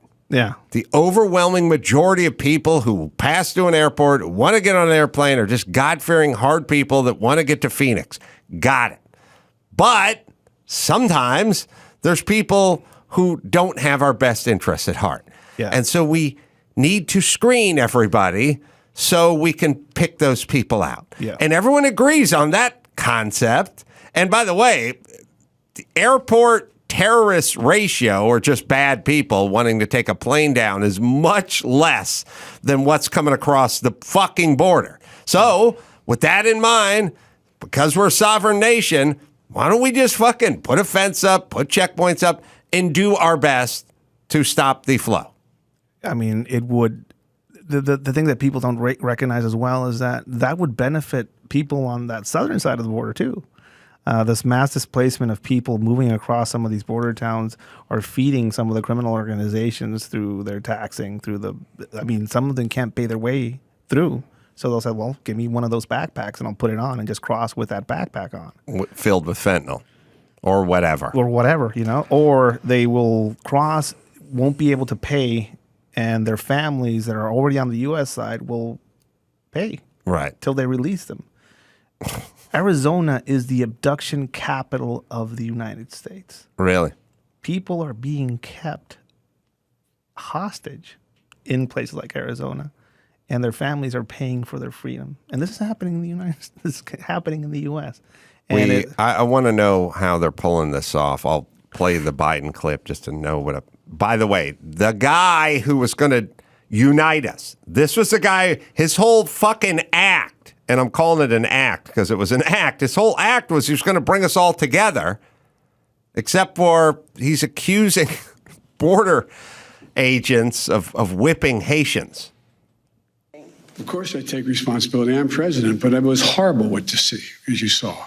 To see people treated like they did, horses barely running them over, people being strapped, it's outrageous. I promise you, those people will pay. They will be, there's an investigation underway now, and there will be consequences. There will be consequences. It's an embarrassment, but it's beyond an embarrassment. It's dangerous. It's wrong. It sends the wrong message around the world. It sends the wrong message at home. It's simply not who we are. All right. Thank you. All right. Well, they did an investigation, and they found no whipping of Haitian migrants. So, Joe, would you like to apologize to those Border Patrol guys, or are you just going to keep going? In Mexico, they call him el viejito, the old man. Oh, really? It's like who's going to hold his arm to guide him out? Outside perception, like in Mexico, my dad is in his 70s. He's probably 78 right now. Mm-hmm. And he looks at Biden like as a Mexican. He never came to the U.S. He looks at him like, I wonder who's pulling his strings. Like, what do you mean that like behind the scenes? No, like to move him around. He looks like he's. Well, I can tell you the marionette is big in Mexico because they fucking sell a lot of those units in Tijuana. They sell a lot of chiclets and a lot of bandito marionettes, which is.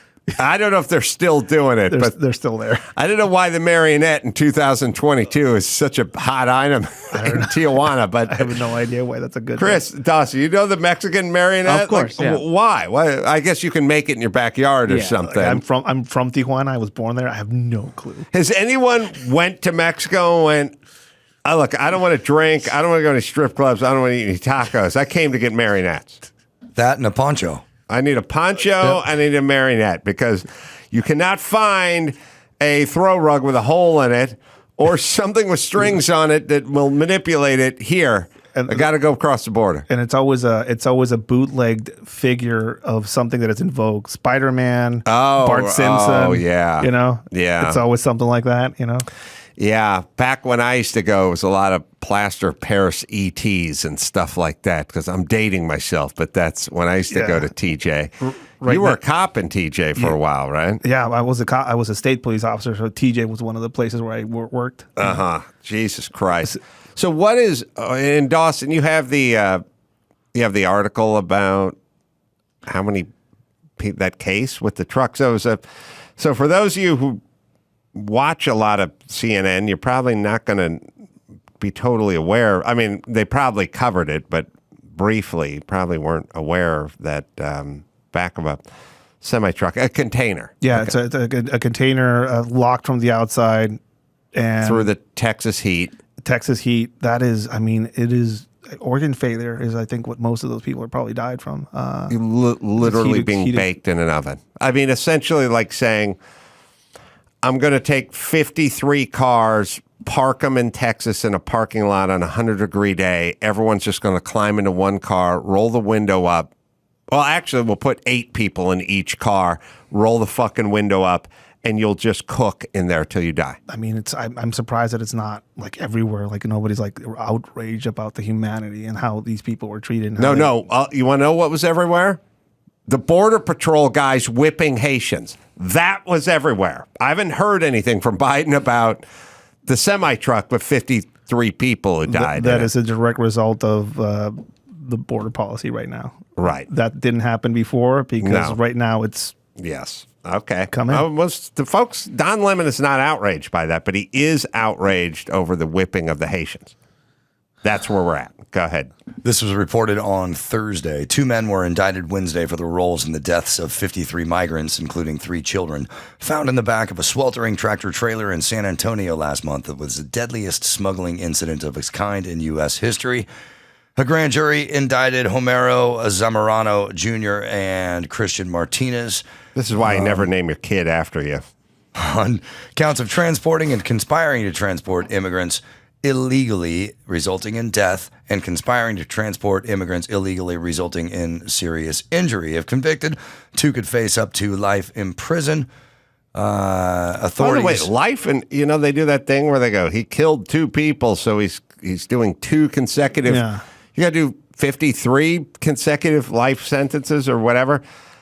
But the thing that's weird about the news is I've heard about it again, not on CNN, but they just kept saying 53 people died, and then they kept saying others were rushed to the hospital. I'm kind of curious, like, do they pack 100 people into one of those shipping containers, or do they do 55 and 2 got out? Yeah. They did 64 and 11 survived. That makes sense. That's the answer. God, that is a weak batting average. And the question should be, why are they trafficking that amount of people in the back of a truck right now? Like, they're in San Antonio. Why don't they disperse and move differently in different places? And I think the reason is because there's so many of them right now that the only way they can move them around is through massive transport like that. Right. So your summation of this is, well, how come this didn't happen 5 years ago or 10 years ago? This stuff has happened in Mexico before, but it happens in Mexico because that's where the funnel is. They go to the border and they stop right there. Right. Now that type of stuff is happening in Texas, in San Antonio, out of all places. They're already in the United States. They should be dispersing. But the reason why they're not being able to disperse is because it's oversaturated with people. So the only way they can figure out how to move these people is put them all in the back of a truck and drive them further north so they can disperse somewhere else. Oh. This is a direct indication that there's it's Christmas for some of these people, these human traffickers right now. I mean, it is insane to see something of that nature, of that magnitude, of people in the middle of a city being moved around in those quantities. Like a lot of alarm bells should be sounding to all Americans right now. Well, Don Lemon is very up. Oh no, he doesn't give a fuck. He's mad at the guys who are on our side. He's mad at our guys, not the cartel guys. He's mad at our guys. I mean, it is. Again, I've experienced that on both sides, both patrolling the border on the southern side and working with Border Patrol and training them and seeing what they do on this side. I mean, there's no way they're equipped or in numbers or in anything to deal with this massive migration of people. They're outnumbered, basically. What would be some of the solutions? And you and I have talked. There's no way to. It's essentially a boat, and the boat sprung a leak, and the water's gushing in. Yeah. And there's no way it's ever going to be fully watertight, but you could take some rags and stuff it into the hole, and then you could take some roofing compound and spread it on with a flip-flop or whatever. And you could kind of slow it down. So there's no such thing as stopping this at the border. Yeah. But there's certainly ways to slow it down and ways to speed it up. Like, what could we do right now to slow it down? I mean, it's hard to say this because I wasn't too big of a Trump supporter, and out of both options, I don't like any of them.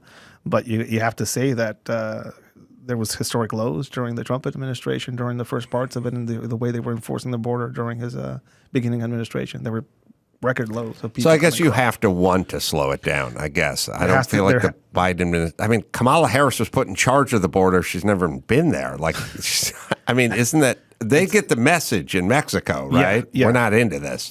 I mean, it's clear. It's clear when you see,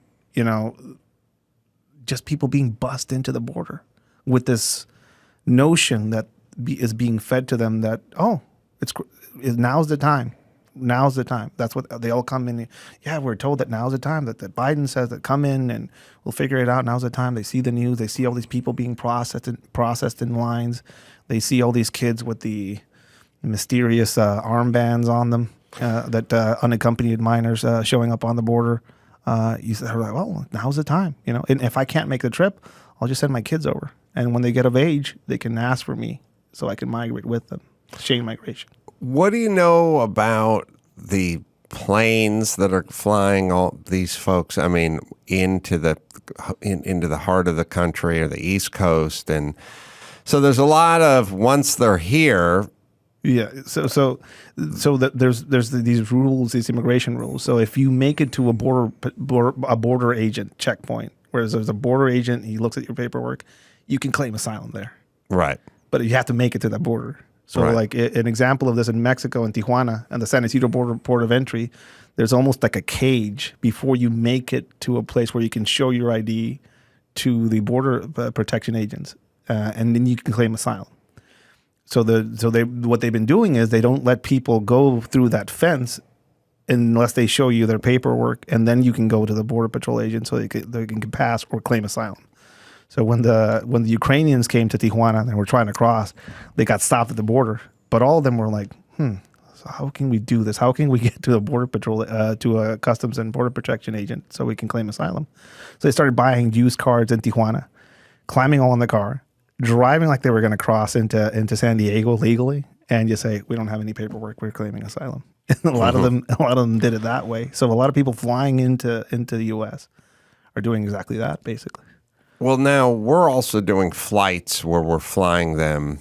At the start of the crisis, that wasn't the case. There was a lot of people being flown into Mexico City and then bussed over. Right. So, but now it's I don't know. It's a pipeline now. You don't see them camped out at the border anymore. Like with them, it was way different than the Hondurans or any other migrant. Well, now we're getting into some weird world where the folks of border states are saying to the administration, like, fuck you, we're going to put them on buses and we'll send them over to New York and you guys can deal with them. Yeah. There's just a thing with Eric Adams talking about that. Everyone's angry at everybody. And it's like, we're sending a bus of illegals to New York. You guys put we'll send it to your state, or we'll send a bus of illegals into this state. Then you fill up the chicks who want abortions, and then we'll turn the bus around. We'll come to California. We'll give them abortions, and we'll empty the bus out. We'll put them with illegals again. We'll send them over. I mean, I don't know what the end game is with these people, but I know they're being distributed across the country. I do training across the country, and I get to see more of this country than most Americans. And I see the migrant communities out there being they're growing, fed. They're being, a lot of these people are being dispersed across the country. Ukrainians all of a sudden showing up in weird places that I'd never seen before. And a lot of the people that I know who are Mexican that had made that jump across the border and are without documentation and are here and trying to figure things out. Some of them are being sent as far up as there's Minnesota. I've seen some communities pop up in West Virginia, out of all places, So they're being dispersed, basically. Yeah, we're dispersing them. I mean, they can't all just gather up at the border and take over a town. But an interesting thing, and maybe there's hope for us, is I feel like it's in the last 10 minutes, the voting block has changed with Hispanics. So the way politicians work is, especially Democrats, they just go, blacks, they vote for us, so we'll do whatever we can do for blacks, which is hurting blacks, obviously, but they pay them a lot of lip service. We'll get you this and we'll do that. All right, fine. You're against school choice. But anyway, then they've done the same with the Hispanic populace. They like, we want this and we'll do that and we'll do this. And this group, this bloc voted for us. And they had a mindset, which is blacks always vote for us. Hispanics always vote for us. This group and that group always votes for us. So all we have to do is keep adding to those numbers and doing more with that group, and then we'll do it. And there's lots of footage of politicians, including Biden, from several years ago, saying, look, this is a growing demographic. White, the white Europeans are going to be the minority, and soon enough, we'll have an unending string of victories for Democrats, because once the majority becomes Hispanic and blacks and whatever, then we're never going to lose another election. But what they didn't count on is the Hispanics aren't down with their bullshit. They're not down with the trans community. They're not down. They don't like being called Latinx by 27-year-old white cunts. No. They find it insulting. And they're not into indoctrinating kids and having everyone, the pronouns and their fucking sexuality being corrupted and everything. So the Hispanics, who are traditionally religious and like hardworking, they don't want abortion clinics on every corner. That's not their thing. So now they're fucked, because the percentages of Hispanics that voted Democrat 10 years ago versus today just shifted hard. And they don't like illegal immigration because they're taking their jobs. Well, that's the thing you always hear, like, hey, come on, you're an immigrant. Like, why do you like illegal? Like, it's different, you know? It's culturally. Most Mexicans culturally are conservative. I mean, I was raised Catholic. I have a scar on my arm by a nun that didn't want me to do the sign of the cross with my left hand. You know, that's how Catholic I am, you know? When I came here as an immigrant, my first stop was California. And it was shocking, the cultural shock of it, you know, not just from a lot of the stuff that was happening with. I remember a year into my American experience, I got confronted for not using a pronoun, you know, and I was like, when did you get confronted for? It was I don't know, it was like a year into my probably 2019 or something like that. And it was like somebody confronted me for not calling them a pronoun, which I don't even remember what that pronoun was. And I was like, wow, this is an interesting aspect of this American experience that I'm about to go through.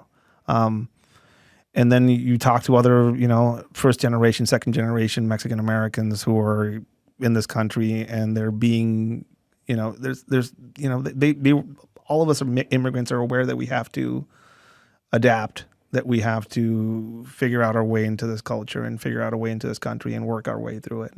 At least that's how I was raised. But all of a sudden you have this woke, weird movement around the country where, like, I'm being told what being Mexican is by somebody that's never been there, you know? I'm being, my daughter, who is a Mexican American, is being told what she should think about her own body, or about if she's a girl or a boy at school. Right. Like, conversations like that. And I'm like, you know, and a lot of people like me are in this country that probably did vote Democrat a few years back when they weren't completely batshit crazy. But something happened, and now they're went too far hard left, and they lost their audience. And so I don't know, Chris, if you can look up the current statistics, but it was something like, I don't know, just a short period of time ago, you know, 65 or 70% of the Latinos, you know, voted Democrat. Now, today's polling, it's less than 50%. Like, they've lost their group because they lost their mind, and they don't realize who Hispanic people are, for the most part, because I've worked construction in LA my whole fucking life. They're super hardworking, like normal people. Culturally, we see strength. We see somebody that is in control. We see somebody like Trump, you know, even though he said everything he said, and it was a whole cornerstone of his politics to kind of speak ill of certain members of the Latin community. A lot of Latinos liked him because he exuded power, he exuded control, he exuded success, and now that is not part of the other side of it. There's a man there that is clearly not mentally capable of probably driving a car, much less a country. His license would be taken away. Probably he can't drive a car, and fucking Trump could drive that shit from the back of a limo. He just reach through the window and steer it toward the Capitol. See, that guy's He's powerful. He's powerful. I mean, as a Mexican, you see a comparison. No, between both parties. I think what you're talking about is sort of the cultural difference, which is we live in a country that sees half the country. You know, my mom and her friends see Kamala Harris and go like, oh, good, you know, a woman, or soft, you know, Jimmy Carter, like these, even Obama kind of sort of soft, whatever. Other cultures like strong men, like in there, you know, it's like, you know, Russia, why are you fucking putting up with Putin for all these years? It's like a lot of these cultures like a strong guy in there. But it seems to be like here, my perception as a foreigner is that that's not rewarded. That's actually frowned upon. Any sort of sign of it's male toxicity or whatever you want to call it. You know, I get a lot of that when I, you know, do training related to firearms, and people are like appalled by it. Like, why would you? All these shootings and stuff like that, all the violence in Mexico with guns. Like, why would you advocate for people trying to defend themselves with a firearm? Well, because we didn't have that option where I'm from, and you have that option here, and you're losing it. And I'm here to tell you, as somebody that grew up in a country where that wasn't a right that we had, that I would have loved to have that when I was in a place where that was not a possibility for people. And it seems like this country is rewarding weakness and is rewarding, that whole aspect of being a man, a protector, and a worker is now somehow that's toxic. No, that's being frowned you've upon. seen the fucking Gillette commercials. Two 6-year-old dudes wrestling at a barbecue is considered toxic masculinity. We've turned it. Look, I wrote a book called 50 Years Will All Be Chicks, Ed. I fucking meant it. That book's only 10 years old. I knew where we were going. Turning into fucking Class A pussies in this country. And you don't think it's going to have an effect on the culture and then on the policy and then on everything else? Oh, yes, it does, pussies. All right. We'll take a quick break. We'll hit you with, I want to talk personal security because I know that's your strength as well. We'll do that with Ed Calderon right after this. All right, back with Ed Calderon. The website, edsmanifesto.com, and the podcast, Manifesto Radio, and you can check that out. Available wherever you listen to podcasts. Instagram at edsmanifesto_. So I want to talk about sort of personal security and how you train and all that kind of stuff. I'll ask Chris, and maybe Chris can, and Dawson, you can find this story, but Chris can maybe figure it out. It's going to lead to what you're talking about. Then Chris, there's no wrong answers here, but did you hear the story where a mass shooting was thwarted by a guy who had the concealed carry rifle a couple days back? Yes. Where'd you hear about it? I think I saw it on Twitter. Oh, Twitter's the deal. It's a game changer because certain people just read, the New York Times, the LA Times, and certain people are like Fox watchers, and they used to know all the different stories.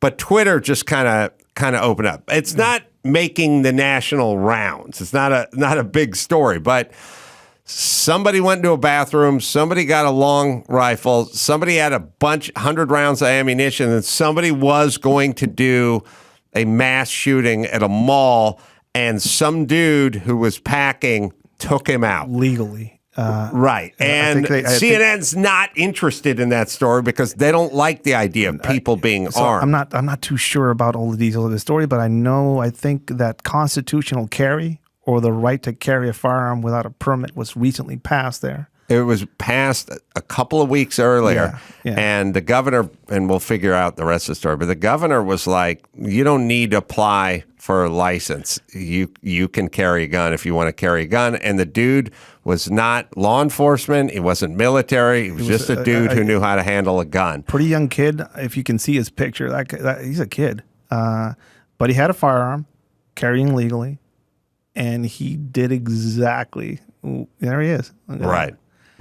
And he did exactly what everybody that is listening to this would want to have happen if somebody pulled out a rifle and was attempting to murder people.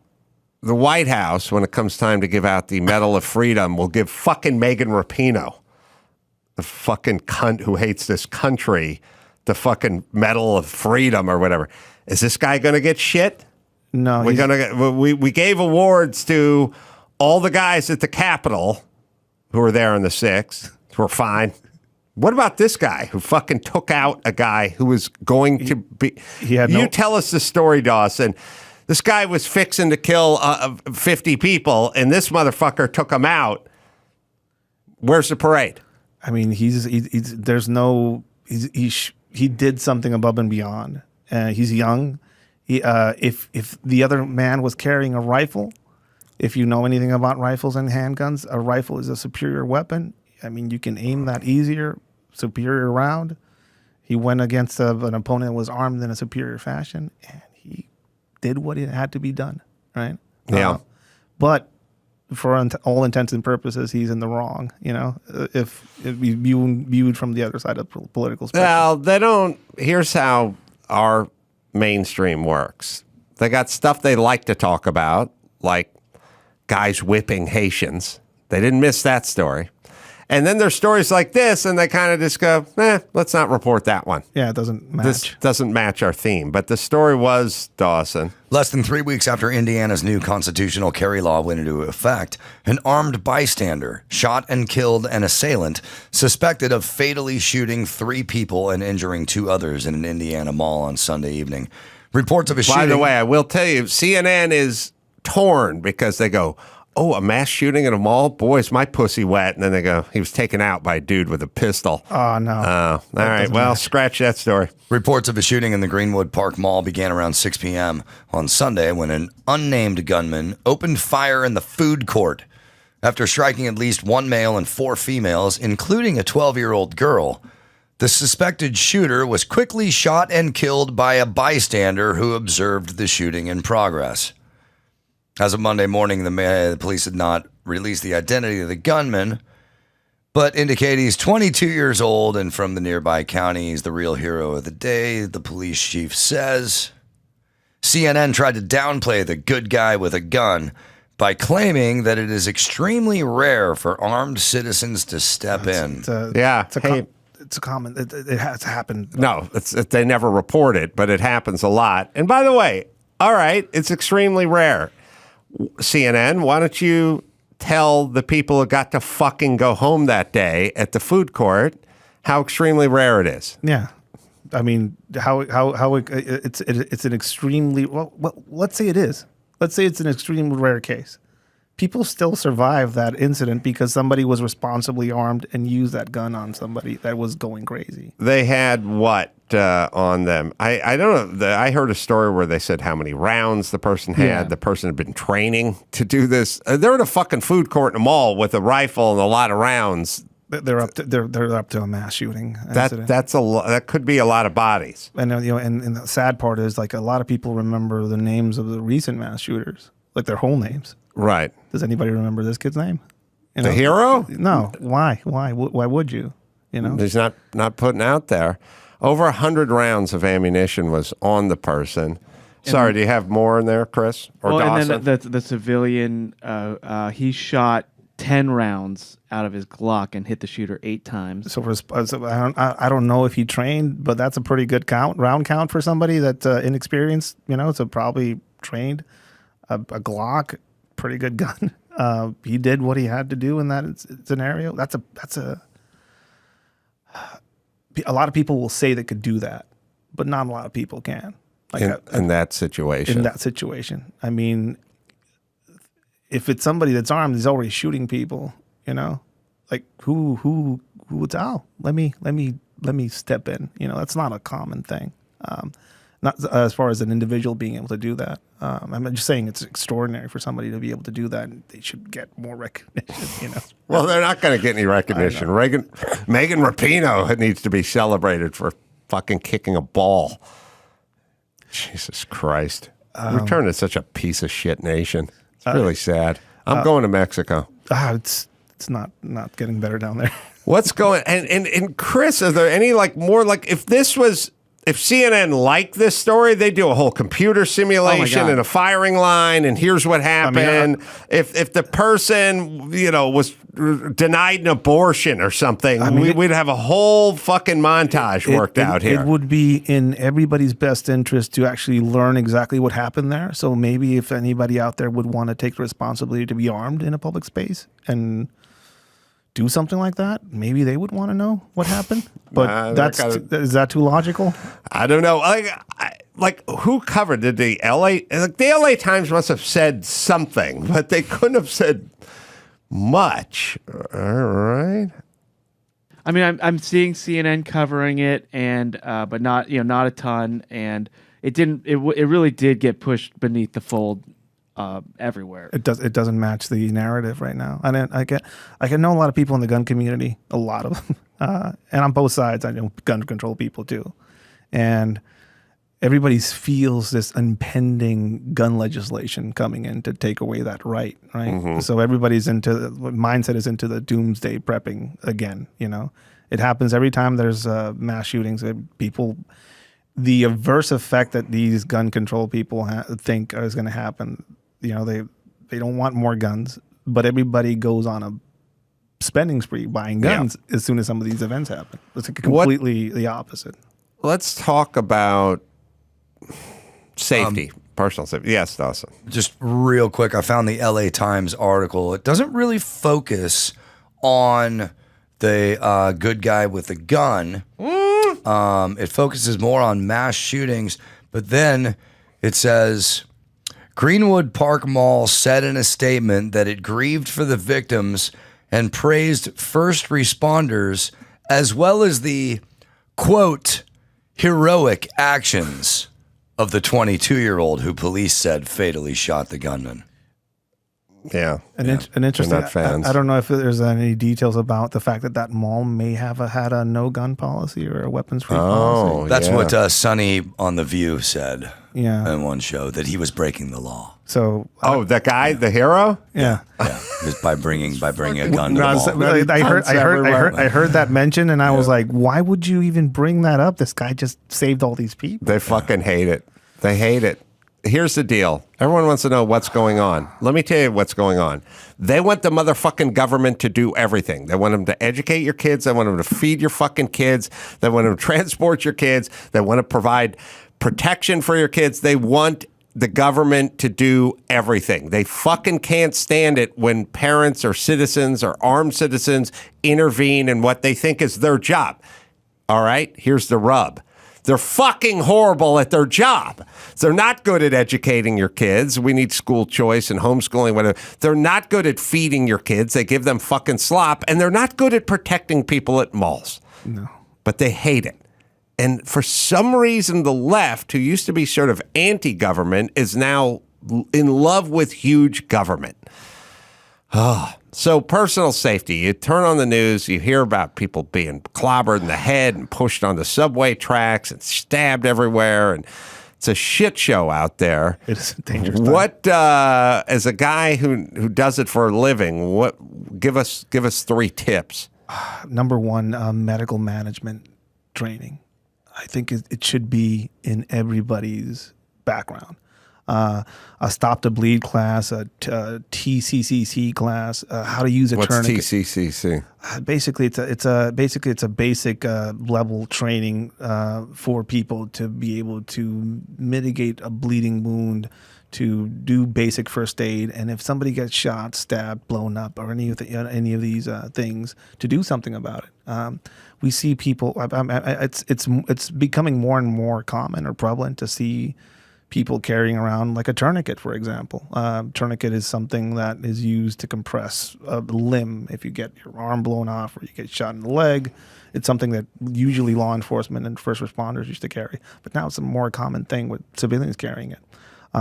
But the training behind it and how to use it, I think it's one of those things where like people don't think about that. Again, the whole aspect of if something happens, call an ambulance. Right. Right. Realistically, most people living in a major American city, call an ambulance, they'll get there pretty soon. Right. But what happens in a mass casualty event? Right. You know, how many ambulances are in the city? Right. What happens if your 12-year-old gets shot in a mall? Right. Do you know what to do? Right. Would you know what to do on yourself if you were the one that gets shot? Right. So I think one of the most ignored aspects of everything. I mean, everybody during COVID went out there and bought a gun, and nobody went out there and ate healthy or did exercise or anything because it's too hard. They just wanted to buy a gun to keep safe. Chris, you got Sonny Hostin saying that? I didn't even see that. You can find. Sorry, keep going. It's fine. No. What you're saying that is she's a nut. Yeah. Okay, but here's what you're saying, which I find interesting, which is most people are say, well, you got to keep your head on a swivel, or here's nunchucks, keep them stuffed in your purse or something like that. But you're basically saying you don't want to bleed out. I mean, most of these mass casualty events, the shooting in Vegas, Boston bombing, I've met people that were there for some of these. I've been in situations of that nature.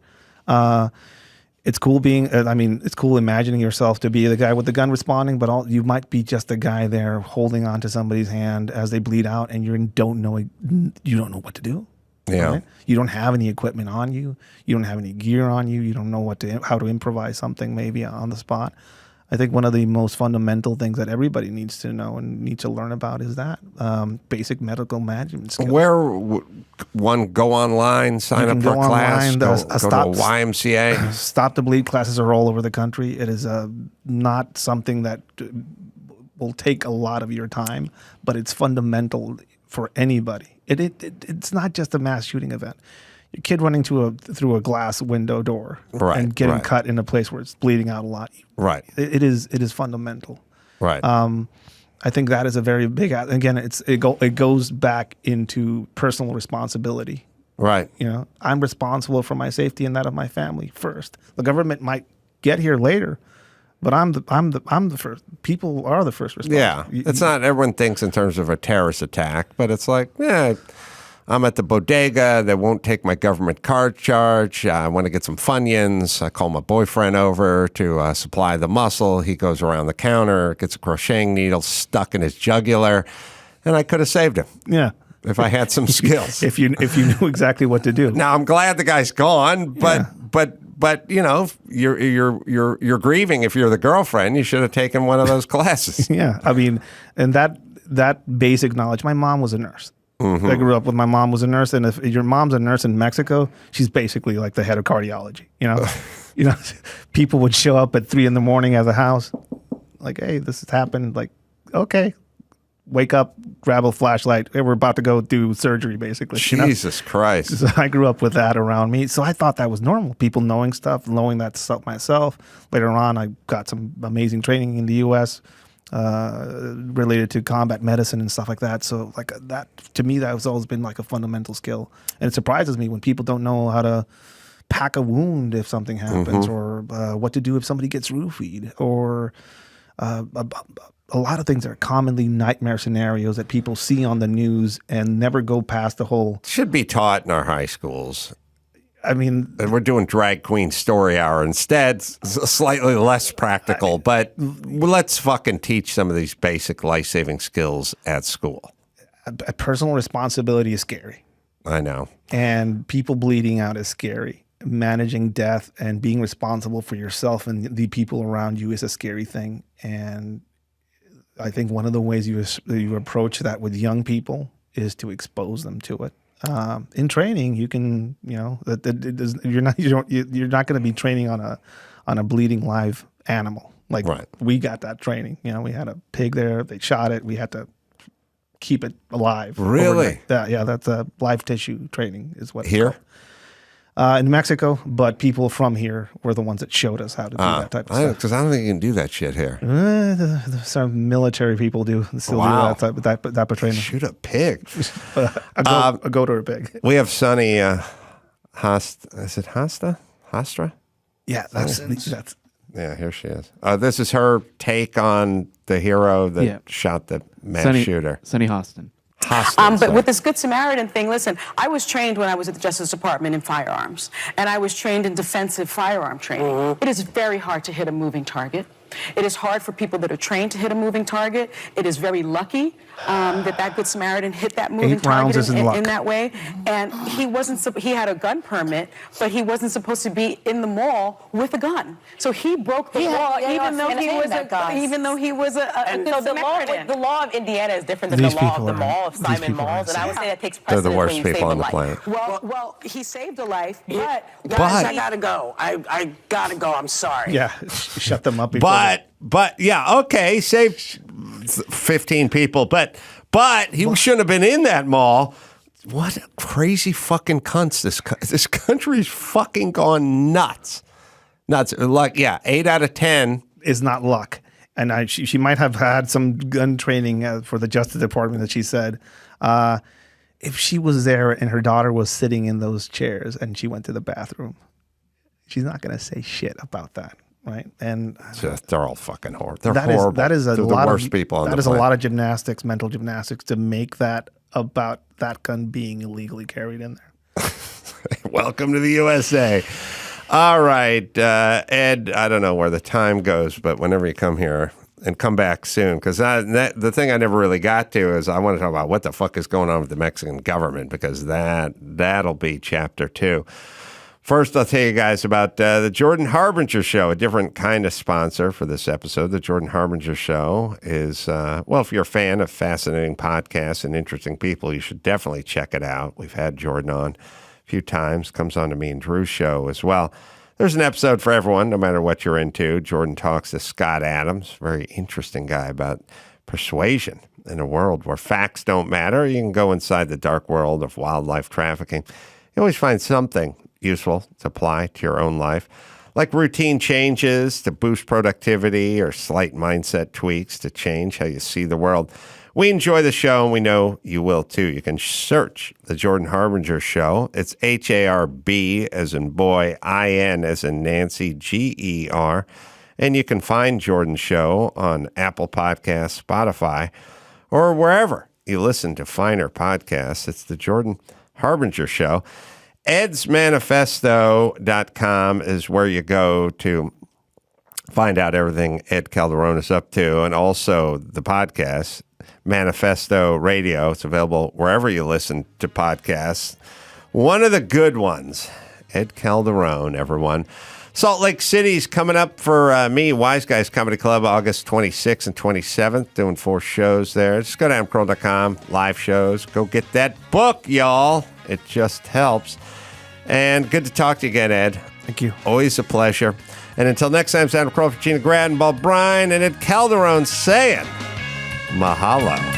If you would have tapped me on the shoulder and went, "Who's at the Varsity Theatre?" I'd be like, the head of the Klan? I don't know who's speaking. Some very controversial speaker. He's a Holocaust denier or something like that. No, he's a black comedian who you loved 10 minutes ago and was on the intersectional side of guys you cheered for. Right.